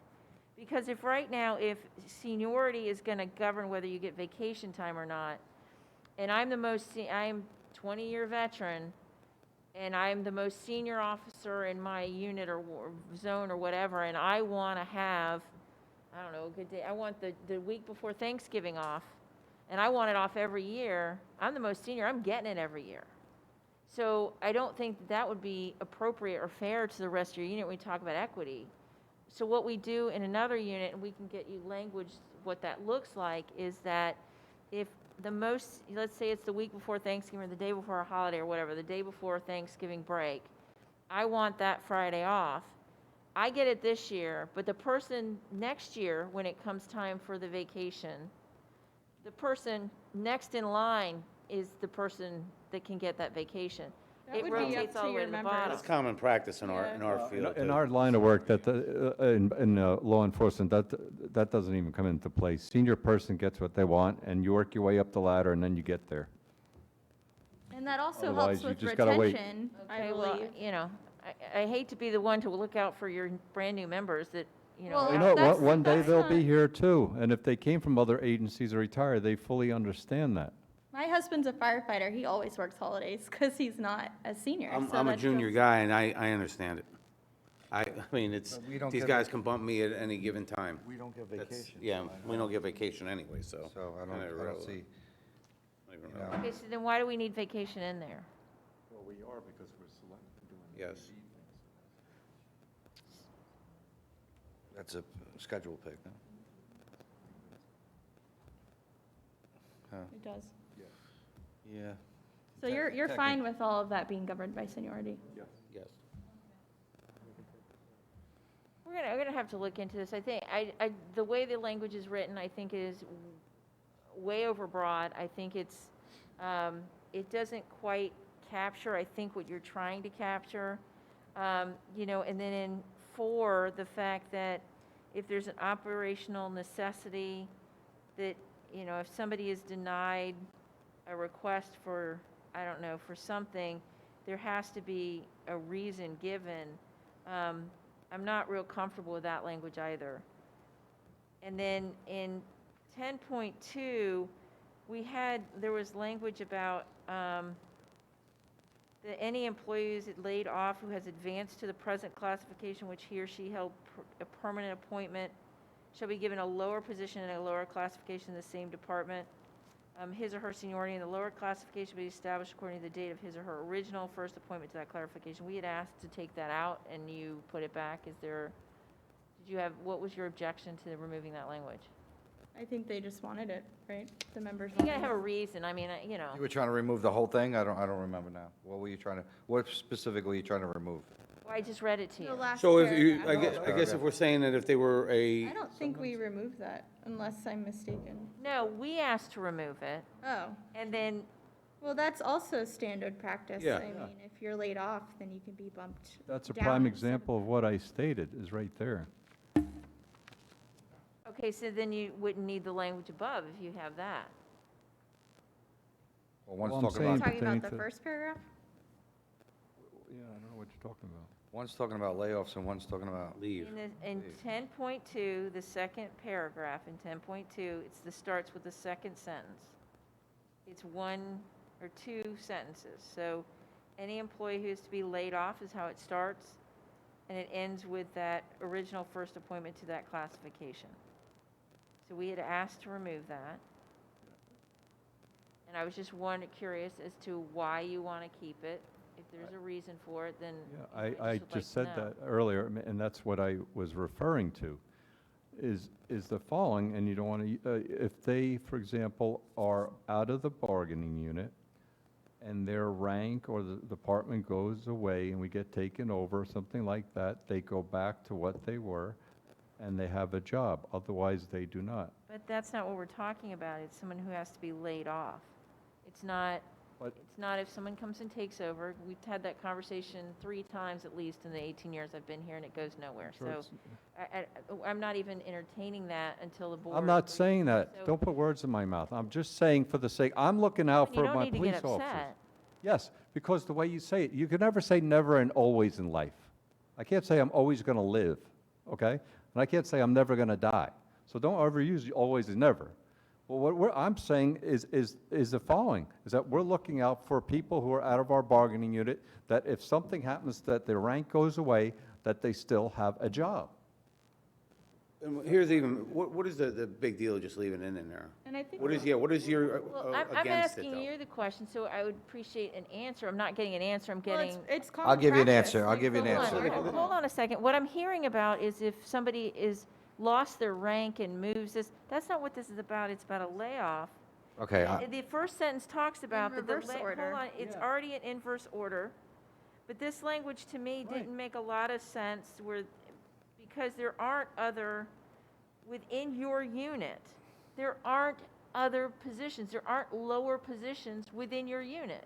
Well, if you want to change the word classification to assignment or whatever But semantics. it's not the There semantic, is, the then. assignments doesn't work either, because then you're talking about if, can I, sure, Alex, give it a shot. I think this is a battle right now that really is affecting, This is it's going to all- affect the membership in a negative way more than a positive way. Because let me tell you something, the last chief we had, your side sat there and told, and proposed to this side that he wanted to make these new positions lieutenant and above at will, and he could get rid of it whenever time he wanted, and they would not be protected. Now, all of a sudden, I don't know why you're fighting for this right now, because to me, it's really nonsense. I believe this is nonsense, that what we're looking at, but now you're trying to take that out over, and that's what's still fresh on everybody's mind, is that the old leader was trying to possibly, and this is the way members thought, they're figuring out a way to get rid of some of the older guys by offering a Well, that's promotion age and then later on saying, oh, we have a budget cut, we need to get rid of those positions. Have a Okay, good so day. That's neither here nor there, Alex, because That's what it's- it's tied well, to. if That's you what, could- that's what and I membership's get- okay, tying if this to. Okay. So if it's not something that your side You is ready to really, listen? is really that, caught up on, I'd say we just move on and leave it alone. Well, I have questions I want to answer. This is your proposal. We answered it. I No, just, you really didn't. So let me try and say it again. You mentioned in here, you're talking about, and throughout this article, you keep talking about classifications. If you go to the beginning. I didn't write the word classification, but that's why I Oh, proposed Alex, could you to please move let it. me finish my thought before you interrupt me? Go ahead. Okay, thank you. It talks about somebody who's has advanced to the present classification within your bargaining unit, and it talks about lower classifications. Yeah, It inverse doesn't order. exist within your bargaining unit. You're talking about people who are not in your bargaining unit somehow transferring in, but that's not what this is about. I mean, we can move on, but I think I'm trying to understand the use of the word classification throughout these things, and this is old language. So that's why, you guys have been around in this bargaining unit for a while. But looking at it, when you talk about classifications, they talk about the lower one, your present the classification is the same if you're in this unit. There is no other classification. That's what I'm trying to understand. That somehow we're trying to protect people who aren't in this unit but were at one time. It doesn't make sense to me. We had a captain here who, actually, I know of 2 captains that decided to go back to officer. Okay. So when they come back to officer, they go back to the same position they were when they got into that unit. So if they were the senior guy when they left that, they're the senior guy when they come back. What if there's not a senior position? There is a senior position by your number, your higher badge number. Okay, so that's just seniority, and that's seniority in the district. So people have seniority in the district. Am I misunderstanding you? Your hire date, Huh? your hire date. Your hire date, yes. Right, that's seniority within the district. So, in this language, and it's old, you guys didn't write this. This was written by somebody who probably may not even be alive anymore. But there's language about being in their classification, and I actually think where this came from is at one point there were other levels of jobs back when Chief Kelly was here. There were other levels of jobs within your unit. It wasn't just school police, school resource officers or school officers. There were other ranks within had that unit. We had lieutenants. Okay, so they don't exist anymore. So a lot of this language about classifications is outdated because there aren't any other classifications. That's all I'm trying to get at. I get it. Trying I'm to just figure saying, that why out. are we fighting so much over it? If it means really nothing to your side, Because it I'm doesn't trying to affect clean it up either the way. language. We're Well, spending we way can- too much we time can on change on the this. word, but the concept underlying it's- this whole thing, I think, is standard practice Yeah, among which- a lot which of means Right, agencies. but in a lot of matter. agencies, you have other ranks within your one unit, right? Right, well, if Okay, you want there's to only call one- it there's something only else one versus rank. assignment or something else, but the concept still remains the But same. you couldn't use assignment because assignment would be that I'm assigned to this particular school. So I think we're going to go back and look at this a little bit more, but to me, the language that's used in this, even the old language, doesn't make sense with the unit as it stands today. Well, And and I'm not trying to fight anything, because to me, I like having a clean document. My background is as a lawyer. I don't like having language that is confusing to people. I don't like having ambiguity. I want it to be very clean and neat, so if an arbitrator looks at this, it's very easy to understand. Well, I'll rewrite 10.2 also, but I think that just in general, we would like the chief's feedback on his just view of the overall concepts in this, because it is fairly standard. Okay. We can certainly do that. Article 11, I think we TA'd, so we're going to Article 12. That was the resignations and probation. I like your language in 12.1 where it says where 2 weeks' notice is possible it would be given. I like that. I can't agree to shortening the probationary period, though. And I think we felt strongly about it being 12 months, so I don't know if we'll be able to reach an agreement on that. Okay. Why would the other side not agree to shortening? Why do you want it lower? 1 year is not enough time to realize that this person This is not a is- good fit for school police? Well, I think this is one of those situations where it gives a lot of flexibility to management, and we want to keep that flexibility. And just like you want to shorten the flexibility, we want to make sure that the officers that are standing beside you are the highest quality, highest caliber. You're the only people we have We that do work too. for us who have a weapon. We do too, but I So think we want to make sure. If it and takes you right- 18 and- months, then you missed something. That's management's fault. You should know by 12 months if the officer is worth it or not. That's common practice in our Well- field. All I know is right now, we have the right for a probationary period to last 18 months. I'm not Fine. sure we're willing to give that up. I'll talk to the chief about it tomorrow. What's but the district use? How many months of probation does It depends on which positions you're in. the biggest union, the teachers' union, Teachers' union is 1 year. 12 months? So we'd But like to be that's the same as them. statutory. It's not something we collectively bargained. The state said, this is your probationary period. Is there any department in the district that's less than 12 months for a probationary period? There are some that are 90 days, but again, non-instructional personnel under 1012.40, it sets forth statutorily what the probationary period is. So, you Are know, there any that are over, either the hours over 12 months? I'm No, just there trying are not. Okay, so so we can narrow it down that we're the only ones that are being treated differently then? And maybe we can come up with a list of everyone else's who's this 12 months, just if the chief wants to Well, they're look saying at it. Well, nobody in right the now, I district can, that I goes over can 12 tell months you right except now for who us. it is, but it's No, statutory. I mean other law enforcement agencies. All right, so Article 13 has already been Just agreed to. going back to that, too, just so when it's convenient for you guys to say, this is what we can give to the teachers, so we can't come back to you, well, now, we want the same, We have a me clause. yeah, a me clause, you know, It's so. funny, because you do the same thing to us. No, I though. agree. You keep telling me you're not teachers. That's part of the bargaining I process. agree, but we never get anything on our side. Well, I hate to break it to you, but you guys have had higher raises than anybody else in this Well, district. we funded our own raises. We've Yeah. been through this over and over again. So we've always funded our own higher raises, so let's not go there. That's not entirely accurate, Alex, but we're just going to have to agree to disagree. So Article 13 is health, life, dental, vision. That's already been agreed to. That was TA'd and ratified, or TA'd and approved by the Skipping a board years 17. ago. What did I skip? I think we have to skip to 17. Okay, That's all so the TA'd. 14, we TA'd, 15, we've TA'd. 16, I believe, was TA'd. This, I believe I kept all the proposals the same, so I don't know if we're going to make movement on this, if you want to go through it all again. Well, one of the things I noticed, you had new language there, 17.1A, you had added some language about this joint study committee. That's, I had that the last session. Right, but I've looked at it again since you gave it to me, so it seems to conflict a little bit with what you have in Article 10. It seems like Article 10 is giving this right, but then we're going to have a joint committee to study the same right that you want to give them in 10. So I just want to, I was just curious about that.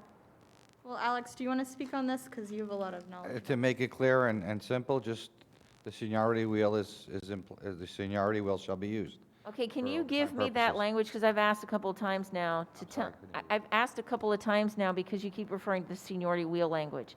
And I know you said it's in the contract from before, but I've looked, I'm not sure exactly what you're talking about. If you could Okay, we- email me, this is the language that was in the seniority wheel, that I This is appreciate the exact that. language that was in it. Now, the seniority wheel, the joint committee was already held. Okay, so that's not, this is not the language for the seniority wheel. If you want a seniority wheel, give me the language, and we can look at it. I just said it. The seniority wheel shall be used for overtime purposes. Right, but what does that mean? What does the seniority wheel mean? What does it look like? How does it operate? Okay. It's something that. But hold on, I'd like it in writing, please. So, because I need to see the concrete proposal that you have, because just telling The me only what it thing looks that I like. suggested is that this was taken out. I fought this to keep this in. And you in particular, trying to clean up your language in your contract, this was what you said. You didn't need it. You don't need it. We know it's available. We know it's there. It's not going to be an issue. And I argued that fact, saying that knowing this district, if it's not in writing, it never happened. And here we are 2 years later, and now you're saying that you have no clue what that's about. I'm not saying that, Alex. What I've asked you for, at least 3 times now, is provide me with the written language. Because I don't have the written language. I didn't write it. It was something that was agreed upon, and it was done. Where did this come from? From the contract itself. That was The actually. prior CBA. Yeah, that was in the contract. That's how it said it. The actual wheel, which was created by the department and PBA, they sat down, they figured out, this is the way we're gonna do overtime. We're gonna put everybody's name, and we're gonna go off a wheel. Like a rotating Seniority list. wheel. Right, so. And so what that I'm information the department has. I don't have that. So, Okay. you know, This is about bargaining the language for the contract. I have 6 contracts that I manage. You have 1. If you have language that PBA has agreed to previously with some other chief, I don't have access to it. All I'm asking is, give me copies of whatever that language looks like. How does the seniority wheel work? I mentioned that there was a seniority wheel in one of our other, I think it's an SEIU, for vacation purposes, so I can pull that language, but you said, no, we're not using it for vacation. no, it's the actual for- language that, to create this study committee, that's what was in the contract. Did that And ever after happen? yeah, it occurred, it happened. What was his name, Sergeant? Sergeant, the history of this is that it only pertained to department overtime, which is code 9004. That is the only overtime that this pertained to. And what happened is that we created a seniority list, and I said this on the tape for the last meeting, is that if the department had overtime for whatever purposes, it was given out on a seniority basis. If number one, they had three spots, one wanted it, and 2, 3, and 4 didn't, and then it went 5, 6, those 3 guys got it. And then for the next department overtime, they went back to number 2, 3, 4, see if they want it. And that was written out. Oh, yes, it was in a ledger that he had sort of. There's people in our department that were here, that are aware of it, in the upper brass, and Can you they give me probably some still have. names so I know who to talk Max, to? what is he, Major Baxter? Okay. Is aware of it. You could ask Mr. Baxter, and we'll see if he has a copy of it. would- I'm would just it be looking for one of the language. old- I would it don't be want in to the- put. I don't know how they actually wrote it, because I wasn't there when they actually figured it out. But I know the department's aware of it, they have it, and they just don't follow it anymore. Okay. That was the whole main reason for getting it back in here, so now they, Well, I'm going to go looking for language, Alex. Since you guys don't have it, I'll go look see what that language looks like and see if it's something we can use. yeah, you found it in one of the previous contracts, didn't you? This is all I had, I think. That's all there is on our end. Okay, so this doesn't tell me anything. It just tells me you're going to have a committee to study something. And I didn't know that That's, already I don't know what came of it. We never got informed of it, so I'll see if I can track it down. The chief should know about it, right? The annual duty hours, we had put in at the beginning in paragraph 17A1A, we had put in a number of duty hours, and you guys are not interested in having, I know other police officer agencies, you guys tell me that all the time, that they have, this is their number of hours that they have to appear. So, Are you just talking about putting days into our, well, no, at the beginning, what our proposal was, we had a set number that we had agrees to the basic work week, but we had that the annual work hours would be X, and we gave you a proposal for a number of duty hours. But you aren't interested in having that in there, so. no, I think I just had a question on how you calculated that, because your first proposal was 1728, and now this one was 1648. Right, so the 1648 is based on a 206 duty day. So we're still looking at that, we're gonna talk about that tomorrow, whether you need to be, whether it should be a 206 or a 216 and what that looks like. But it was just that it was taken out entirely, because I guess here's our concern. There are times of the year where we have 10-hour workdays. So when officers are saying, that's my workday, I'm only working 4 workdays that week. But you're really working what we consider 5, because it's the 8-hour days. So there seemed to be some confusion about that. We just wanted to have clarifying language to explain how many days or how many hours the officers are expected to work in a year. So you We said you're have gonna that for iron this CTA, they out work tomorrow, or 196 duty days, 6 of them are vacation. For bus drivers, they have 182 duty days. They do not get paid holidays, so, because they don't work a full year. So that's one of the things that we were putting in there, but I noticed that you didn't have that in there at all, and I didn't know if there was a reason for Because it. these are my proposals, and I think we are just waiting to see how those numbers changed. That also became an issue for us too, for this department, because years ago, before the district decided to close on Fridays, we worked 5 days straight during the summers, Monday, Tuesday, Wednesday, Thursday, Friday. Then, back maybe about 10 years ago, the district decided they wanted to save money by No, 'cause closing. I've been here 18, we've had 4-day work weeks in the summer since I've been here, and I know, if I have relatives who worked here, retired in 96, and they were working 4-day work weeks. No, used you to guys work- have not been having consistent work weeks, right? No, we We've had used to both. work 5-day work weeks in the summer. Since I've been here this is my 4th year. Before the We've had both. district, Well, before the the district district. as a whole has Yeah. been on 4-day work weeks in the summer for at least, bef- going and bef- back to the 80s or 90s, right? Before, no, it wasn't that far Right. back. No. They started about 10, 12 years ago. They started closing on Fridays. If you want to set forth how you got to that number more specifically, then that would be Well, great. I want to address So this. sometime within the last 23 years, so when Mike started, so 23 years ago, there was a period where they were open for 5 days, but then in the 18 I've been here, they've been closed for the 4-day work weeks in the summer. It may be different from you guys. Yeah, the but when district did, as a when did we whole- go to actual 10-hour days in the summer, Mike? the week after teachers? It's been several years. We did do Yeah. it to save money on utilities. Yes. Correct, that was about 12, 13 Sure. years ago, maybe, somewhere in that range, between maybe 10, 15 years, I'd Alex, say. it's been more than 18, I can tell you that, Okay. because I've been Well, I'm here only that here, I'm going on my 19th, so, Okay. and I remember 5-day long. work Maybe the weeks. year before I got there, So- there was a 5-day work week. So the problem is that when the district decided to close on Fridays to save money, it kind of messed with our contract, because now we weren't working 11 workdays a month.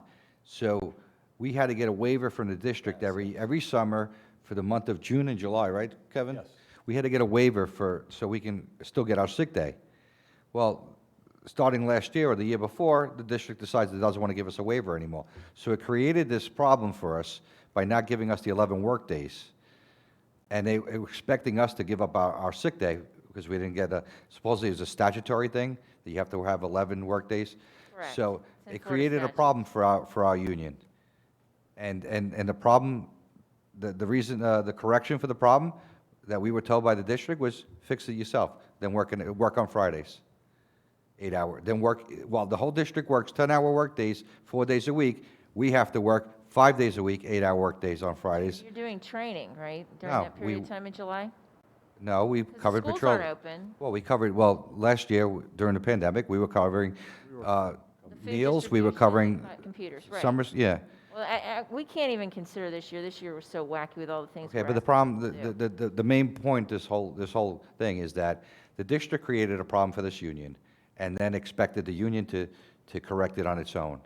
We asked for the waiver again and we were told no. The district refuses to sign a waiver for you anymore. So it's convenient for them. So either you give up your either you give up your sick day or you work 5 days. So you kind of strong-armed us into working 5-day work weeks in the summer while everybody else had 4 Okay, days. so let me just find this out. Do you guys want, do you object to having the number of workdays in the contract? That it specifically says this is how many days you shall work? Just for And clarification, what typically- Alex said, the 11 consecutive tours, the way it reads, is a board policy, school board policy, correct? Well, no, it's a statute, so. Pertaining to police officers only? No, it's everybody. Everyone in the state. So if you only work 10 days in the month, you're not getting a sick day. It's very statutorily prescribed. It talks about sick leave and how it gets paid out. You have to be here for 6 years to get this percentage, and you're here this long, you get this percentage. So it's. So if we work Florida 4 sta- 10-hour days, 1 week and 4 10-hour, so we got the 80 hours then. That's what I'm asking. I'm not even worried Yeah, about. so I think that's what we're concerned about is just to get in the 8, well, the 80 hours is not is what the problem was. We had to do 11 consecutive, or our Okay, days had to be. Can I go back to my question? Sure. Okay. We put in here for your annual basis, how many hours you would work. We want it to be clear for the employees. We have it in a teacher contract that it's 196 duty days per year. We have it in bus drivers, it's 182. We'd like to put in your contract how many days you're going to work in the year, or how many hours, because from my understanding We'd for rather do hours. police, you'd rather do hours. I don't know yet. I don't know. And can you just say one more time why it was different between the two proposals, the 1728 versus the 16? One is a 216 and one is a 206. Okay. So they're what, two? Hours or hours? It doesn't matter if you do 8 hours or 10 hours. Okay. I think we need to talk about this more just amongst ourselves. Yeah. No. No. Because once we, no. We're going to talk about it a little bit more tomorrow, because we even have a little confusion yeah, on our 'cause side about what that number should look like and what should it be. But I just wanted to know if there was when we come to a decision of what we think that should be, is there objection, we can still negotiate over that, but is there objection to us having that in there? I would object to it without a clause saying that if it affects the 11 days, your 11 consecutive days. That's in a different section of the contract, No, Alex. it doesn't, it's not. I would object to it unless it had some type of clause that would protect us from the district, going to, 2 20-hour days, and then, But see, if we're, Yeah, but that's You federal could do law. hours or days, I mean. Yeah. right, we could have the Hours or hourly, days. and that's what I was trying to do, is have, where we had days have hourly equivalents too, so that it made more sense. And we'll work on Yeah, that. I think the only thing that would concern us on the difference between the hours and days is we still get our sick day if we only work Gotcha. our Okay, so the basic concern hours. is the That's- sick day. And that's all it is. Okay. We work 10 days versus 11 days, but we do use 80 hours versus the days. That's, I think, the So if only you're, issue you're we're having. working 88, and that's why we had it in 88 our hours, position, yes. 88 hours, we had that in, okay, that's fine, Yes. okay. Or 11. Yeah, we just don't want to lose the, Something like yes. that. All right, so going into B, we had put in there properly documented overtime compensation will be paid, and you guys don't want it to be properly documented? Because you took that out, I so thought that was a little broad as well. I mean, how is it broad? you could specify it more. How do you all document your overtime right now specifically? You just put in a specific, we're on 17.1B. 17.1B. I mean, they have to document it. You can't Right, just say, they so do. that's I'm not why I wanted disputing it that. properly documented. We had a lawsuit years ago with the bus drivers about overtime. I just want to make sure that we're covering ourselves, that the officers know it has to be documented. It can't be just, I worked overtime. Is there a general order specifically on overtime and how to document it, or a specific form that you use? There's forms, yeah. We So have a maybe we can 1959 reference that. Has there been an issue with this in the past? Not or- as far as I'm aware of. If there was an isolated issue with maybe, if there was with anybody, it could have been addressed with that person, but I don't think it's been an overall issue for the department. We have two different forms. We have a 1959 form and a 1960 form that we document our overtime on. And and one form is individual for each overtime detail, where you have to have the principal or the designee sign it, and then a supervisor has to sign it, and then the officer submitting has to sign it. And then it all gets transferred onto a 1960 form, which kind of condenses it. We need to have that. So I think there's enough Automated. documentation there. We need to come up with a way to automate that if you're just filling out a paper form. There's a lot of things we can automate. Okay, let me For go in. pay, that's for sure. On 17.1C, you had put reasonable discretion. I think that's a little too vague.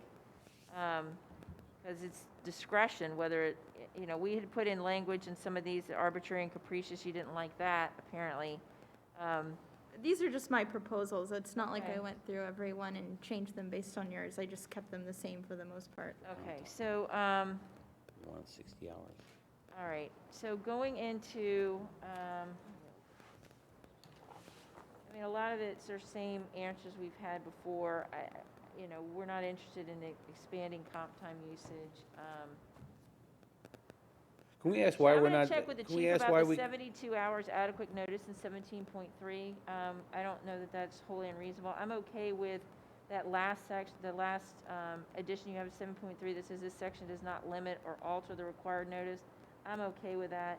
When we get to 17.5, we don't have an on-call status. There is no on-call status for this police department, as has been explained to me. So this doesn't, Can I show you? Yeah, you're on call, right? I'm on call every day, I have a memo here from the department every single day. on Google Drive that was sent out to everybody. Detectives on call, September 2020, as of September 2020 to October 2020. It's a memo, and it says, detectives on call, please allow 15 minutes for a callback. September 4th through September 11th, Detective Munoz is on call. September 11th through September 18th, Detective Barrios is on call. September 18th through September 25th, Detective Lou Bartolomeo is on call. So we do have a, okay, so I'll have to check with that because I'd been told this that there comes was no from- on-call status. I'm on call every single day with no And it's exception. And I have to call, I have to send in if I'm going somewhere, then I'm going to be out of town or we're not available. and this Okay, even well, has... I'm going to have to check with the administration on that one because I had been told there was no on-call. Can we just go back to, I had asked prior to that with the comp time? Is there a reason that, besides the fact that no other units have it with the comp time that aren't eligible, what's the difference for the comp time? What section are you looking at, Mike? He's looking at 17, 17.1C. yeah. We're just happy with the way it is now. I know, so that's not, like before when you said, what's the reasoning though? Because you're Right, happy? Because Okay. we feel that it's running appropriately and fairly in that realm. We don't want to expand it. We feel that it could cause some problems with operationals, with the operational concerns and whether or not you'd actually be able to use it. One of the problems we have with our teachers' union, they do get comp time for things. The biggest complaint we hear about comp time is they're never allowed to use it. So I don't want to set an expectation up for employees that you can have these 60 hours, because when are you going to use it? Doesn't FLH, Florida Labor, have a law on comp time? And how it can be, how it should I'm be not used. sure what you're talking about, there's FLSA, which is the Yeah. federal. it's a FLSA federal has law. a statute that It says doesn't how, really that's an overtime and wage it law. talks about comp time, and it tells you that it. Well, if you could give me the a department- statutory reference on that, and we can review it and make sure our policies, or our contract's in compliance with that, we can do that. But I think our supervisors have the ability to tell us that we can and can't take it too. Right, but what I'm talking about is the expectation. So one of the things about employer relations that's important is trust. And I know we hear from you guys, you don't trust us. We hear from the teachers union, one of the issues is about, you give us comp time, it's meaningless. It doesn't mean anything, I can't use it. Because theirs is limited to when students aren't in session. Yours is limited as Theirs to. isn't really comp time, theirs is more, it's not, it's not, it's apples and oranges. Theirs is, they call it comp time, but it's not, they get an hour for an hour. That's not They're comp. not hourly employees. But they're for salary every employees. hour they work, they Right, get an but- hour of comp. We have, for us, it's totally different. Comp time is an overtime thing. Not We necessarily. can only get, Yes, we it can is. only, Ours we is. can only Okay, so collect comp can time on we- overtime status. Let me just answer the question without, you guys jumping over me again. In this contract, we don't want to set an expectation that your employees, if they earn 60 hours of comp time, they can use all 60 hours in a year. We don't want to set that expectation up. That is not good management relations, so we want to keep it at 16. You asked for my reason, that's our reason. I will take it to the chief and see if he's willing to move on that, but right now, the answer is, on that one, is we want to keep it at 16. Because I think that would be probably better determination from the chief, because, I mean, you're not running us on a daily basis he is. What I'm saying, so, I mean, if we move this around, I mean, it's a win-win for everybody, in Well, you my think it's a opinion. win-win, but I have mentioned this many times. After the last bargaining session we had a meeting with the chief, we sat down, we went over all the proposals again, we talked about them at length of where the position of the district should be, and that's where our position is today. I'm going to talk to him again tomorrow, based on what you've told us. I'm sure he'll probably watch the video if he has time, and we're going to have a discussion about it. So, but right now, our position is we feel that 16 is appropriate, and 60 sets an expectation that's way too high. And also, there was a concern with the limitation on the 9004, right? Yes. Yes. They wanted to remove not, Yeah. to make it limited to 9004. All right, I think we've beaten that horse enough. We're going to talk a little bit about, we might be able to agree to 17.10. We need to look a little bit more into the general order. There's some general orders that you guys have brought up to us that we want to actually incorporate into the contract if they're going to be relied upon for some things. In 17.12, this detail work, and I think I've asked for this before. We went over 1711 now. Well, 1711 is the same answer as last time. We want to get rid of the non-contract time. We're not interested in continuing to have some of these extra things. We want employees to be paid at straight time or overtime when possible, except during a lease. But this isn't, this isn't non-contract, this is talking Right. about lease, isn't it? You were keeping it the same. We're keeping it the same. They were keeping it status quo. That's our proposal, status We wanna quo. go to overtime. So in 17.12, I really need some data from you guys as to how frequently that's happening. Because, when you put things in here where you get a certain amount of pay, there's a monetary value associated with these things, and I need to understand how much of a hit that takes to the department's budget or to the district budget for these types of things. So do you have any specific data on how many officers have been called? And I'm not talking just anecdotal for, this officer and I've heard this, or if it happened to me. I need to know, do you have any specific data on this? Have you guys tracked that to determine how often those I duties are? haven't taken a poll, but I mean, no, how because many it's do you? That, I could tell you the reasoning why this came is that 2 years ago at Wellington High School, the officer now is gone. There was a lease in the auditorium twice over, when the lease, the assistant principal at the night school failed to tell the officer at the school that the lease had been canceled. It happened twice. So what had happened is that the officer did not know that, a school-based officer did not know that, it was not conveyed to him. So therefore, the two officers who had shown up went to the auditorium, no lights were on, and then found the night school office and was told by the night school assistant principal that it had been canceled, and those officers went there on their own time. So that is where this originated from initially. Now, have I heard of, this has never happened at my school because we have good open lines of communication. I cannot sit here because I don't know everybody at every school if this has happened. It happened several times this year because of the games getting canceled, the football games, because all of a sudden somebody shows up at the last minute. And was a special situation. It didn't, and they, at game time, that they were being told that they weren't going to be playing. So some of our officers got called into special assignments, but then the other officers who didn't have a personal car just ended up showing up and going home. So the other one, some of the officers got paid the overtime from the department, other officers didn't get paid anything. Okay. I mean, we'll look into it. I just think, it's very hard to agree to monetary proposals where you don't have an idea of how much it's going to cost. I think if we had to put a number on it, how many officers would that happen to in a year? Under 20? Yeah, not many. So it's not a number that's gonna be out of, out of proportion. It doesn't happen that often, but when it happens, common courtesy. The guy got dressed, he went all the way to work, you forgot to tell him you canceled it, pay him a minimum. He deserves something for his gas, for his time, for not working another detail that he could have probably picked up in the meantime. So we're asking for a little bit of courtesy in that. Okay.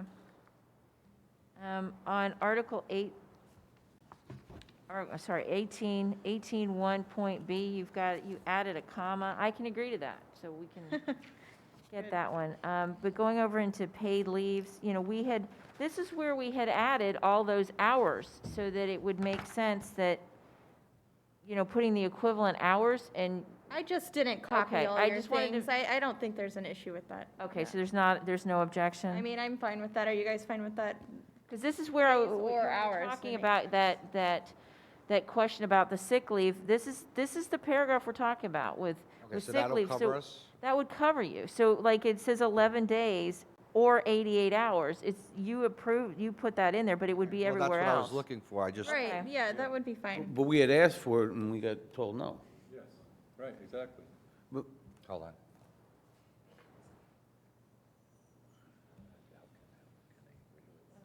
yes, Well, it makes sense to just say the days or hours. Okay, because there's confusion on our side then on that one. Yeah, we need to talk about that because Ms. Burke's because we had now asked for it and we got turned Yeah, down. Mr. Burke's now telling me that it has to be 11 days, and to me, The hours, the equivalent would be okay. What I Okay. was trying to convey is, when the school police have their own calendar, and when the department and the chief set that calendar, they've got to have at least 88 hours or 11 okay. days worth of time to allocate within the month to make sure. Ours, they get we the were told day. 11 days. We had to do the 11 days. We couldn't do We were the told hours. 11 consecutive. Statute says yes. 11 days, so we should probably. Well, we were check given on that. waivers on some occasions, on other occasions we didn't. we're going to have to check that because the standard workday is 8 hours. So if it says 11 days, I mean, we just need to 88 check hours. with legal if that would be, I think that might work. The waiver was, where you 'cause guys I weren't actually working. inadvertently approved that one year in response to a hurricane change in the calendar. But then we since learned that we really didn't have the authority to approve a waiver because the statute was so clear as to the requirement for the 11 days. And I think in prior years, the department just creatively scheduled your time to make sure we could work that 11 days into June. All right, so we're going to get clarification from legal then to make sure that 11 days is, that we can use the 88-hour equivalent. In 3, where we talk about we can agree to most of your changes there in 3. Mine is just, it's a stylistic issue with, you had if reasonably possible, the employee will inform the personnel office at least 1 month before the expected date of the leave. I'd prefer that it say, the employee will inform the personnel office, and then at the end have it when possible, just grammatically, it just makes more sense to me that way, but I can agree to have the duty to. Because if we say they will inform, to me, that works as well as will have the duty to. To me, it's something that you're required to do, so. That's fine, it's Yeah. the same.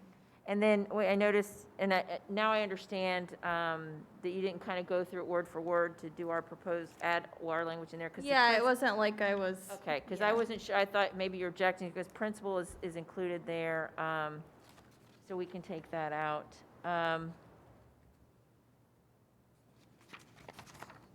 Yeah, I think we're saying the same thing in 9, about, and I agree, if the person has a doctor's note to explain why they're out, it can't be used for discipline purposes for saying it's an abuse of sick leave. If you have a medical doctor saying that you had a right to be out, so I'm okay with that. I may not like the way it's written, but, because it uses the word sick leave 4 times in the sentence, but we can work on that. Okay. Um, Well, I also was concerned about the designee because I haven't had a chance to ask them or you who that would be for the sick leave note to require it. I mean, does that happen often? They That- require it? That you guys are asked for a sick note No. by a designee? Yeah, No? it's only really going to be, it's only going to happen if there's District has a suspected abuse. policy on that, doesn't it? Yeah, if it's more than 3 days, they can ask for a doctor's note, or if they suspect that there's abuse. So if you're taking sick leave every Friday, Right, of course. or, every Monday after a good football game on Sunday or something, we can look into that. So in 18.2, where we get into the D, injury, illness, line of duty, we can agree to that last sentence in 1 that's, nothing limits the employee's rights under Chapter 440, because that's just standard. We cannot agree to adding this additional language because you're then possibly extending workers' comp rights beyond what 440, and we can't agree to that. Are you looking at It's what? on your page 49. Okay. You had a paragraph in here about, COVID, and they're going to assume to have contracted it at work. From what I have Choose it, been we'll go with it. explained to me from our risk management department, once vaccines are available for a particular illness, that it is no longer assumed that you got it at work and you get work comp if you've chosen not to be vaccinated. So we can't agree to that language because you have notwithstanding the availability of vaccinations, we can't agree to that. So if the person is vaccinated, they still contracted, then they will be covered? No, they'd have to prove that they got it at work. Just like anybody else, if you develop some other measles, mump, rubella, or whatever at your job, you would have to be able to show that under work comp law, that's where you came in contact with it, that's where you became ill with it. But how can you prove differently, though? You And can't I'm just really- asking, I don't know. It's not my realm. This is risk management. This is, Diane Howard and work comp issues. And it's the same with all other employees. All other employees under work comp, you have the right to claim that you've developed, if the bubonic plague is at a school site, and that's the only place it is, it's not in the community, it would be pretty easy for the health department through contact tracing to show that the only place you've come in contact with it is at your school. And that's the same language that is in the work comp statute for all other employees. So if you have to be able to show that you became ill at that location, you could not have gotten it anywhere else. Because otherwise, it broadens work comp a lot farther than we can afford. We haven't talked about the COVID issues in a while, so we can talk about that and get back to you. Okay.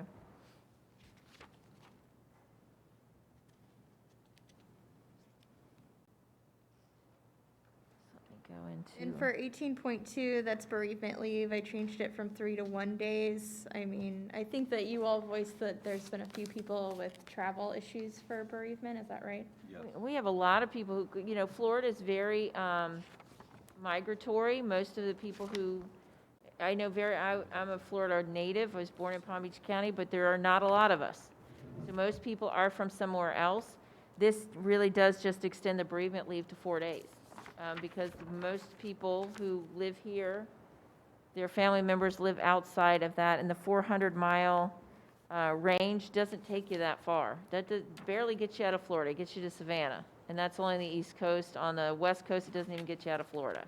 So it wouldn't cover Tallahassee. I mean, I think this just is a little excessive, and, you know, we're bargaining this right now. We're in discussions with CTA on this. It's going to be expanded to the entire district most likely in the coming, you know, in the next 6 months or so. Where are we at? I'm sorry, just, Bereavement leave, and that is, page 50, about expanding it to the beyond 400 miles. We're not comfortable doing that.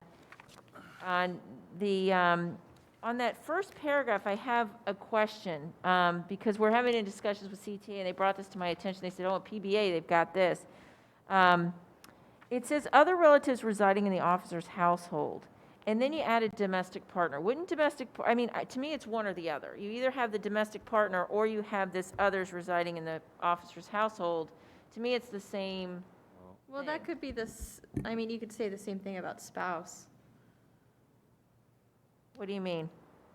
It's just adding that, like spouses in there. You Right, could- but you a could have a domestic spouse is partner. a legal, well, domestic partner is still legal as legal. well, but Also, they don't have to I be guess, so residing. who are these other relatives residing in the officer's household? If they have every relative they know, their cousin, their cousin's cousin living in their household, then If I may, does that extend that to, just let me ask you this question, because it's come to me, like, if my first cousin once removed, who's, you know, 30 years old, comes to live with me with her daughter, they're relatives of mine, but it's my first cousin once removed and my second cousin once removed, now living in my house. Are they covered by that? are they a family member? And I'm going to tell Well, you they're the history. relative. They're Okay, relative. then they are. And if I may, because what we're getting, well, I'll talk about the frustration. Is this information here with the bereavement and the miles and the relationships are all from law enforcement contracts? What we're getting very frustrated by, me and Ms. Mendoza were talking, is that on one hand, we're getting compared to the teachers when it's a benefit to you, and then on the other hand, when it's not, we're not. So, and Right, it took, may I? Sure. It took a very long time for, especially Alex and I, this before Mike came, to get with Mr. Van Ludi, who had your job, which you were, to understand that the stuff they were asking for was from police contracts, some of which is in here, but then was given to the other respective unions here. So what are we going to be treated as? Police officers and law enforcement, where I could look at their contracts and see what they got? Or am I going to be compared with other bargaining units here? Because then it could provide us an opportunity of what to do. We're perplexed. It's very, very frustrating for our And members too. Can I tell you, it's really frustrating for me too, because it's okay for you guys to say, we want to be treated as law enforcement unless you find something in the T bargaining unit you want. Well, what do you do with teachers? I've heard it at least 3 times today. Yeah, you know why? You know where that came from, all this teacher stuff? From me, because we're getting frustrated. We don't know where the hell to go. The stuff we've been bringing up has always been police benefits, incentives. bring up police benefits, And you then say when we that's not do, we us. get told no. But both said, look, this is So collective then we go look at the bargaining. teacher's contract. This is collective bargaining. We have Yeah. 6 different contracts that we have to manage here, right? So PBSO has, you know, theirs. So we can look at what other law enforcement does, but PBSO is a different organization than we are. I mean, if we're looking at maybe Miami-Dade's police department's collective bargaining agreement, I think that has a little more weight than Which we what- did, Right, I understand that. right? Remember that? But what I'm saying is, you know, we're Palm Beach County School District. We have 6 contracts that we're negotiating. Both sides are using that, so don't act like you guys don't do it, like we all do that. Whenever it's convenient to have, you know, let's cite to this teachers union, I'm gonna do it when it's convenient for us. Sure. And I'm gonna cite the And this policy, is I'm the gonna cite first the time that statute. we have done that, because I was the one who went through the CTA contract and sent it to Ms. Mendoza. That's what they had. So this is the first time that the PVA is referring to the CTA contract. Right, Prior and- to my and- 11 and right years here, I now, never did. CTA doesn't have bereavement leave. As of today, they do not have bereavement leave. No, I'm talking about other inducements that No, you're seeing here. Wait- I'm aware of that, but right now, I'm trying to get through the rest of this contract. I Yeah. got 1 more hour. Okay, Yeah, so me too. I would say we didn't come to an agreement on F. No. Do we get overtime for this? All right, so, And then 18.5, you all well, felt let me ask you a strongly question. I about. just want to make sure that this, because now I understand a little bit. On 18.3C, we had taken out that last sentence because we have, that the board shall satisfy in terms of the need for requested leave. Y'all agree to taking that out, right? Unless you know what that means. It's 18.3 subparagraph C, first paragraph, last sentence.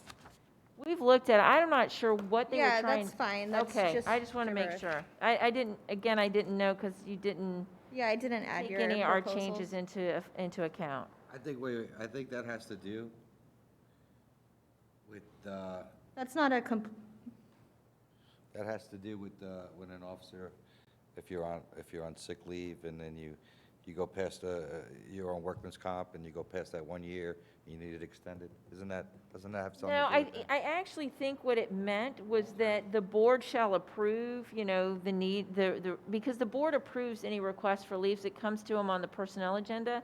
I think that's what they were getting at, is that the board actually has to satisfy that.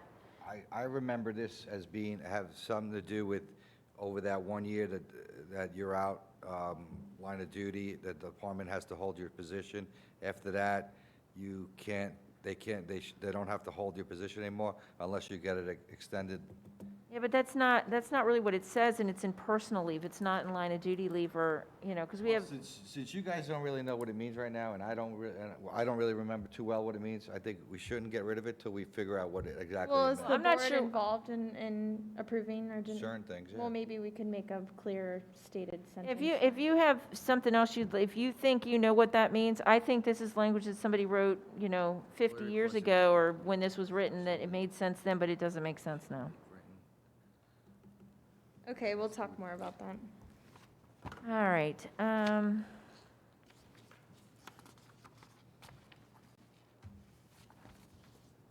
Yeah, the attendance supplement, we've talked about that. We wanted to keep status quo language. And what was the reason for that?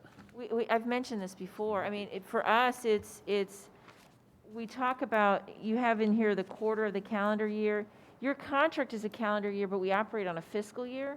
And most of the rest of the contract is on a school year, so when we start talking about the quarters, to us, it makes more sense for our calendar, for your calendar that you have, that we do it the 9-week period, because that is the quarter for your work. Because your work is on the school, based on the school calendar. So that's why we want to keep it that way for our administration purposes.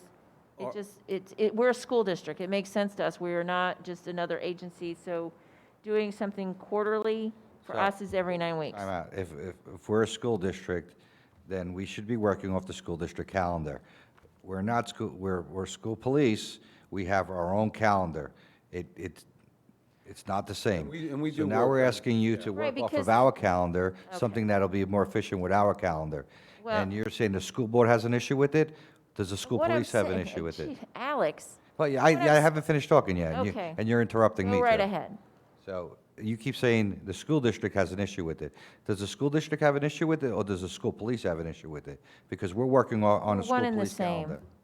We're one and the same in this instance.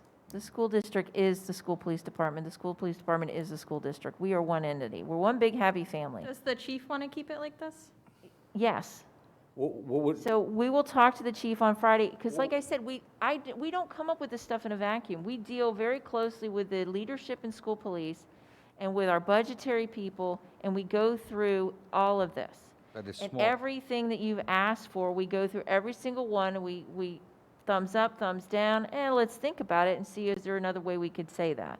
That this doesn't create any type of a difference in your budget at all. It's something small. It doesn't create any type of. It does create something in the budget. Do you want to know why? Why? Because you're talking about, it's a fiscal versus a calendar. Our fiscal year is not the calendar year, so it does impact, like your raises, we're going to run into a serious problem because we haven't come to an agreement by the end of June. Our fiscal year ends June 30th, it closes out.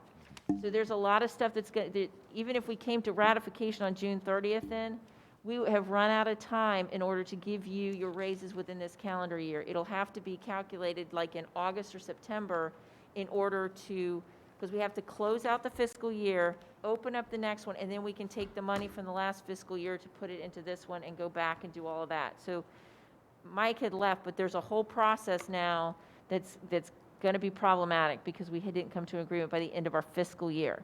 So we like to keep things on fiscal years as much as we possibly can when it comes to money. Everything else we don't have to worry about that.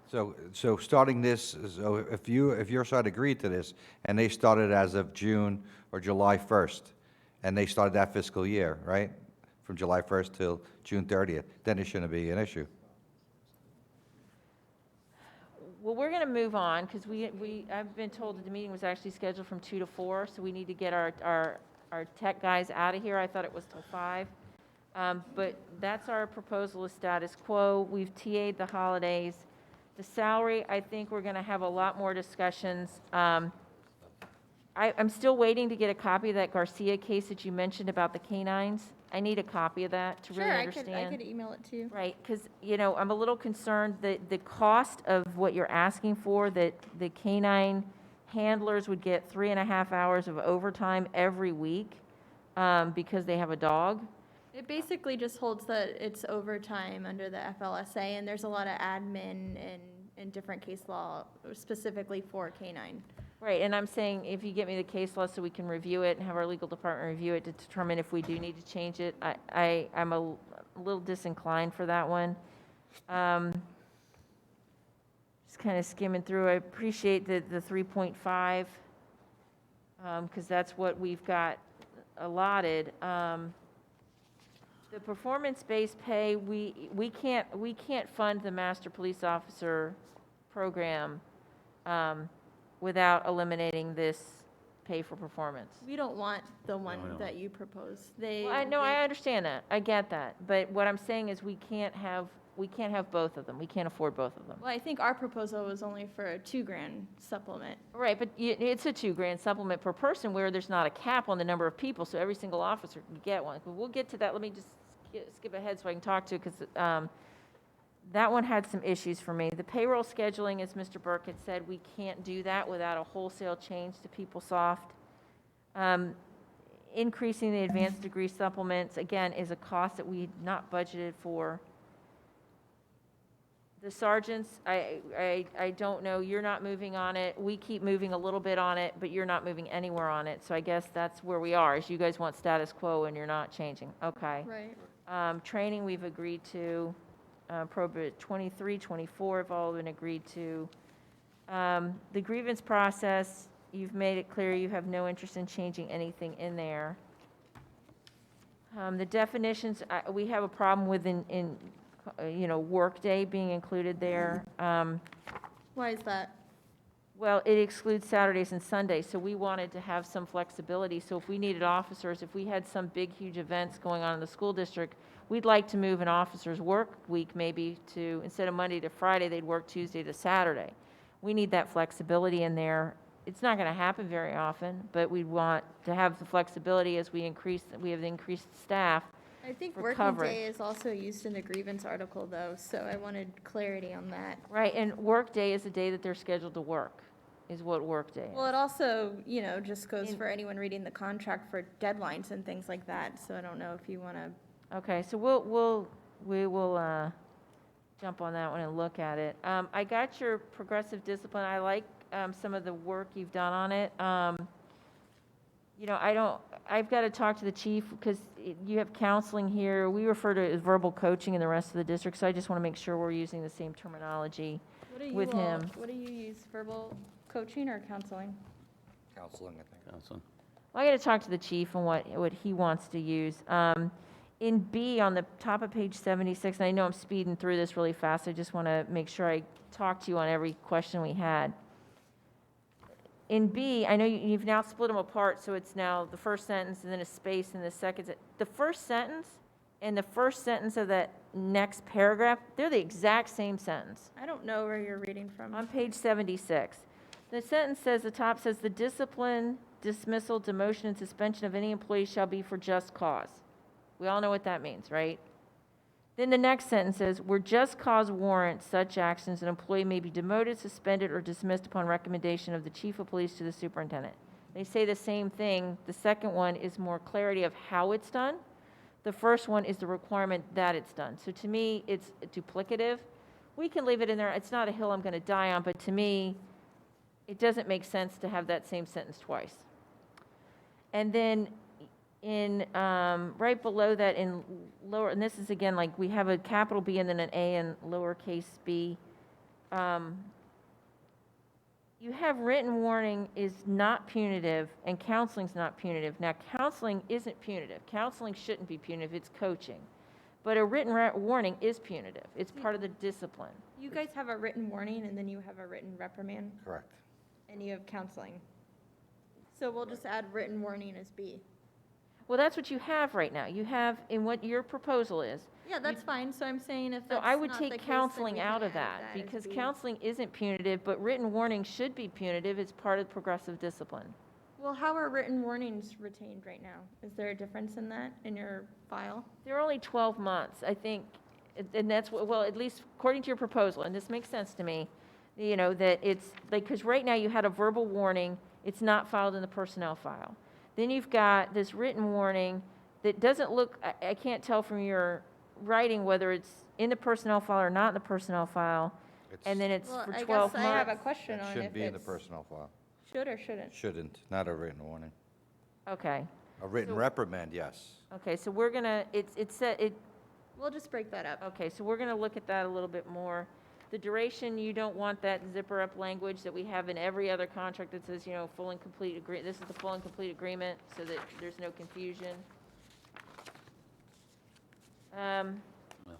Your work comp, we can't agree to that language at all. I think it takes out, it gives more rights and are awarded under 440. Well- We can't agree to that. You don't want them to be able to supplement with their own sick leave time? I think they're allowed to do that now, Are you? without this language. You know, I just think that this is. I don't think they are under the And then statute. where you talk about physically assaulted, I think I have some language with that, some issues with that, because assault is different than a battery. As of now, I don't think they have the right to supplement with their sick leave time. Okay, can you check with Diane and see if that's something that we do already? The longevity, we don't have the money for that, and we've been pretty clear on what our finances are like, and we're not going to be able to do that. We've agreed to the employee rights, the after-school thing. What was that now, the after? The She employee? said the employee rights, the daycare. The Or aftercare aftercare. program. That's what We've we agreed to that. I have a question. So we're gonna be working that's, explain that one to me, This is the Article 81, we had talked about, you had proposed this employee rights. In the first section, we agreed that probably is not a best idea for safety okay, no, reasons. I got it, no, you're then- good, you're good. Then it's the aftercare, apologize. the You're good. discount and priority placement. I have a question. Yep. When the department decides to put people in special assignments, that supplements that they're getting, where's that supplement money coming from? Because obviously, it wasn't negotiated in here, or if it was, the actual number wasn't negotiated, how many people will be in these assignments. So where's this extra money coming from? that It's the- depending upon the department's budget, on what they've budgeted, what positions they've budgeted for. So the department does have you know, I'm assuming some money on the side in their budget that's I separate wouldn't from. say that there's money on the side. All of our, every dime that we have in this school district, one, the budget's public record to a certain extent. And then the amounts of money, like if you wanted to look at my department budget, it's public records. You could look at it down to the penny of what I'm allowed to spend. Now, if I want to do something else, like right now, you know, we're short-staffed, I have to apply for a waiver. And then that comes out of a different fund that Mike Burke has, that's a general fund for some, and he would be the person that you would speak to about that.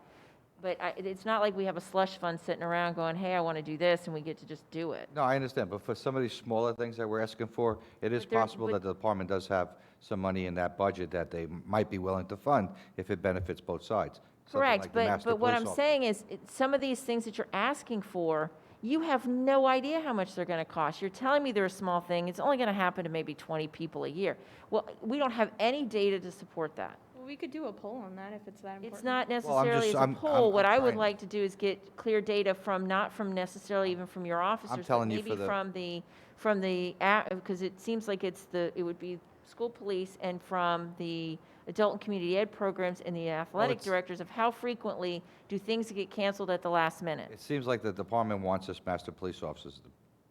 It is something we're interested in. And it seems like our side is not opposed to it. So my suggestion is to look into that fund, if they can fund it for that $2,000 apiece, and put a cap on how many people will be in that master police Well, officers. let's talk about the master police officer, because I think that's the last thing we can get to. Did you say what you thought of the employee advisory group, or? Well, to me, it seems like you're trying to negotiate without negotiating, so we'd want to put some language in there. I'm going to talk to the chief about this. This seems almost like our, the Quality Public Service Councils we have for SEIU has this. They have EBCs at the schools. They have certain responsibilities, but they don't get to negotiate, so that you couldn't come to any kind of agreement that would be something that we'd have to negotiate at the table. It's more of bringing concerns to the chief of police and talking through issues that are unrelated to bargaining. So we'd want to have something, language in there. So we're going to look at that a little bit more, and I just want to make sure that that's what you don't intend for that to be. No, of course we wouldn't. Okay. So in the master police officers, there's no criteria that you guys have set out. It just seems to be that there's a lot of really flowy, nice language with nothing behind it. And I'm concerned about some of the things you brought forward to me before, is that this becomes kind of a friends and family discount program where, you know, the people you like are going to get in this and the people you don't aren't. Because we talk about it being the people who serve their community with the utmost courtesy, professionalism, and respect. So what does that look like? I mean, if there's no criteria, it makes it very difficult. I don't know that we would, and I have to talk to the chief about the committee, but there has to be some criteria. It can't just be going to be the friends of who's on the committee. And that's what this proposal looks like, is that if you're friends of somebody who is on the committee, either on the management side or the PBA side, you're going to get it. But if you've ticked off the union and you've ticked off this person that's sitting on there, you're never going to get it. So I think we need to have some criteria. Maybe it needs to be a little different than what we proposed, so we'll look at what criteria we proposed previously. But it's got to have some meat to it. It can't just be, you know, it's somebody who's a high achiever. What does that mean? This is from Jupiter, I think, so maybe they have a general order that's more specific. Right, so we'd want to find out if you can access that general order and get that to us, that would be great, so we understand what does that look like, because I can't imagine any organization having this unless it's just a way to reward your friends. And I don't want that. I know you guys don't want that. And then if we're going to have a set number for the compensation, I don't know that 2,000 is within the range that they're looking at or not, but we would have to have a budgeted amount in there. We couldn't just, either that or would have to be limited to 10 officers per year or whatever that looks like. Because we couldn't just agree to say it's going to be, whoever is interested and you're going to get an extra $10,000. So Okay. I think we've kind of gone through all of your proposals. We're going to meet, like I said, tomorrow. We think we can make some movement on some things, but, if longevity is something you have to have, we're not getting there. We're not going to be able to get there. Well, let's just see what your responses are Okay. after the chief, and we can go from there. All right. Yeah. So, Katie, I'm going to send you, I would like to start meeting more regularly than what we have been, to try and get this resolved. I feel like it's dragging a little bit more than I would like. So if we could try and clear the calendars to give me, if you could send me some dates. Okay, I'll be out of town most of next week. Okay. Do you think you'll have the responses by next week from him? Yeah, we're going to meet with him tomorrow. We should have time next week between Darnice and I to put together what our proposal will look like. We can send it over to you in advance. I prefer to do that than try and print out copies of everything, because I'd like to just send them to you guys, and you could print them if you want them or use them on your laptop. And so we could hopefully get them to you by next week, so if we could set the next meeting for 2 weeks. Okay, I'll have to look at, I'm out of town Tuesday through Friday for a conference, but then. Okay, June that's fine, 18th, we'll so last coordinate, and And the problem is we're going to run up against the end of school. we want to get this going too, so. Right, and I can't take you out of the school sites. I don't think the chief would let me get you out of the school sites the last week of school. I think, we like all hands on deck that last week. We're Okay. going to have commitments with graduation.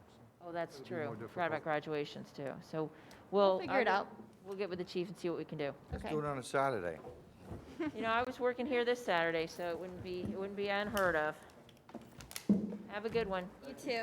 Thank you.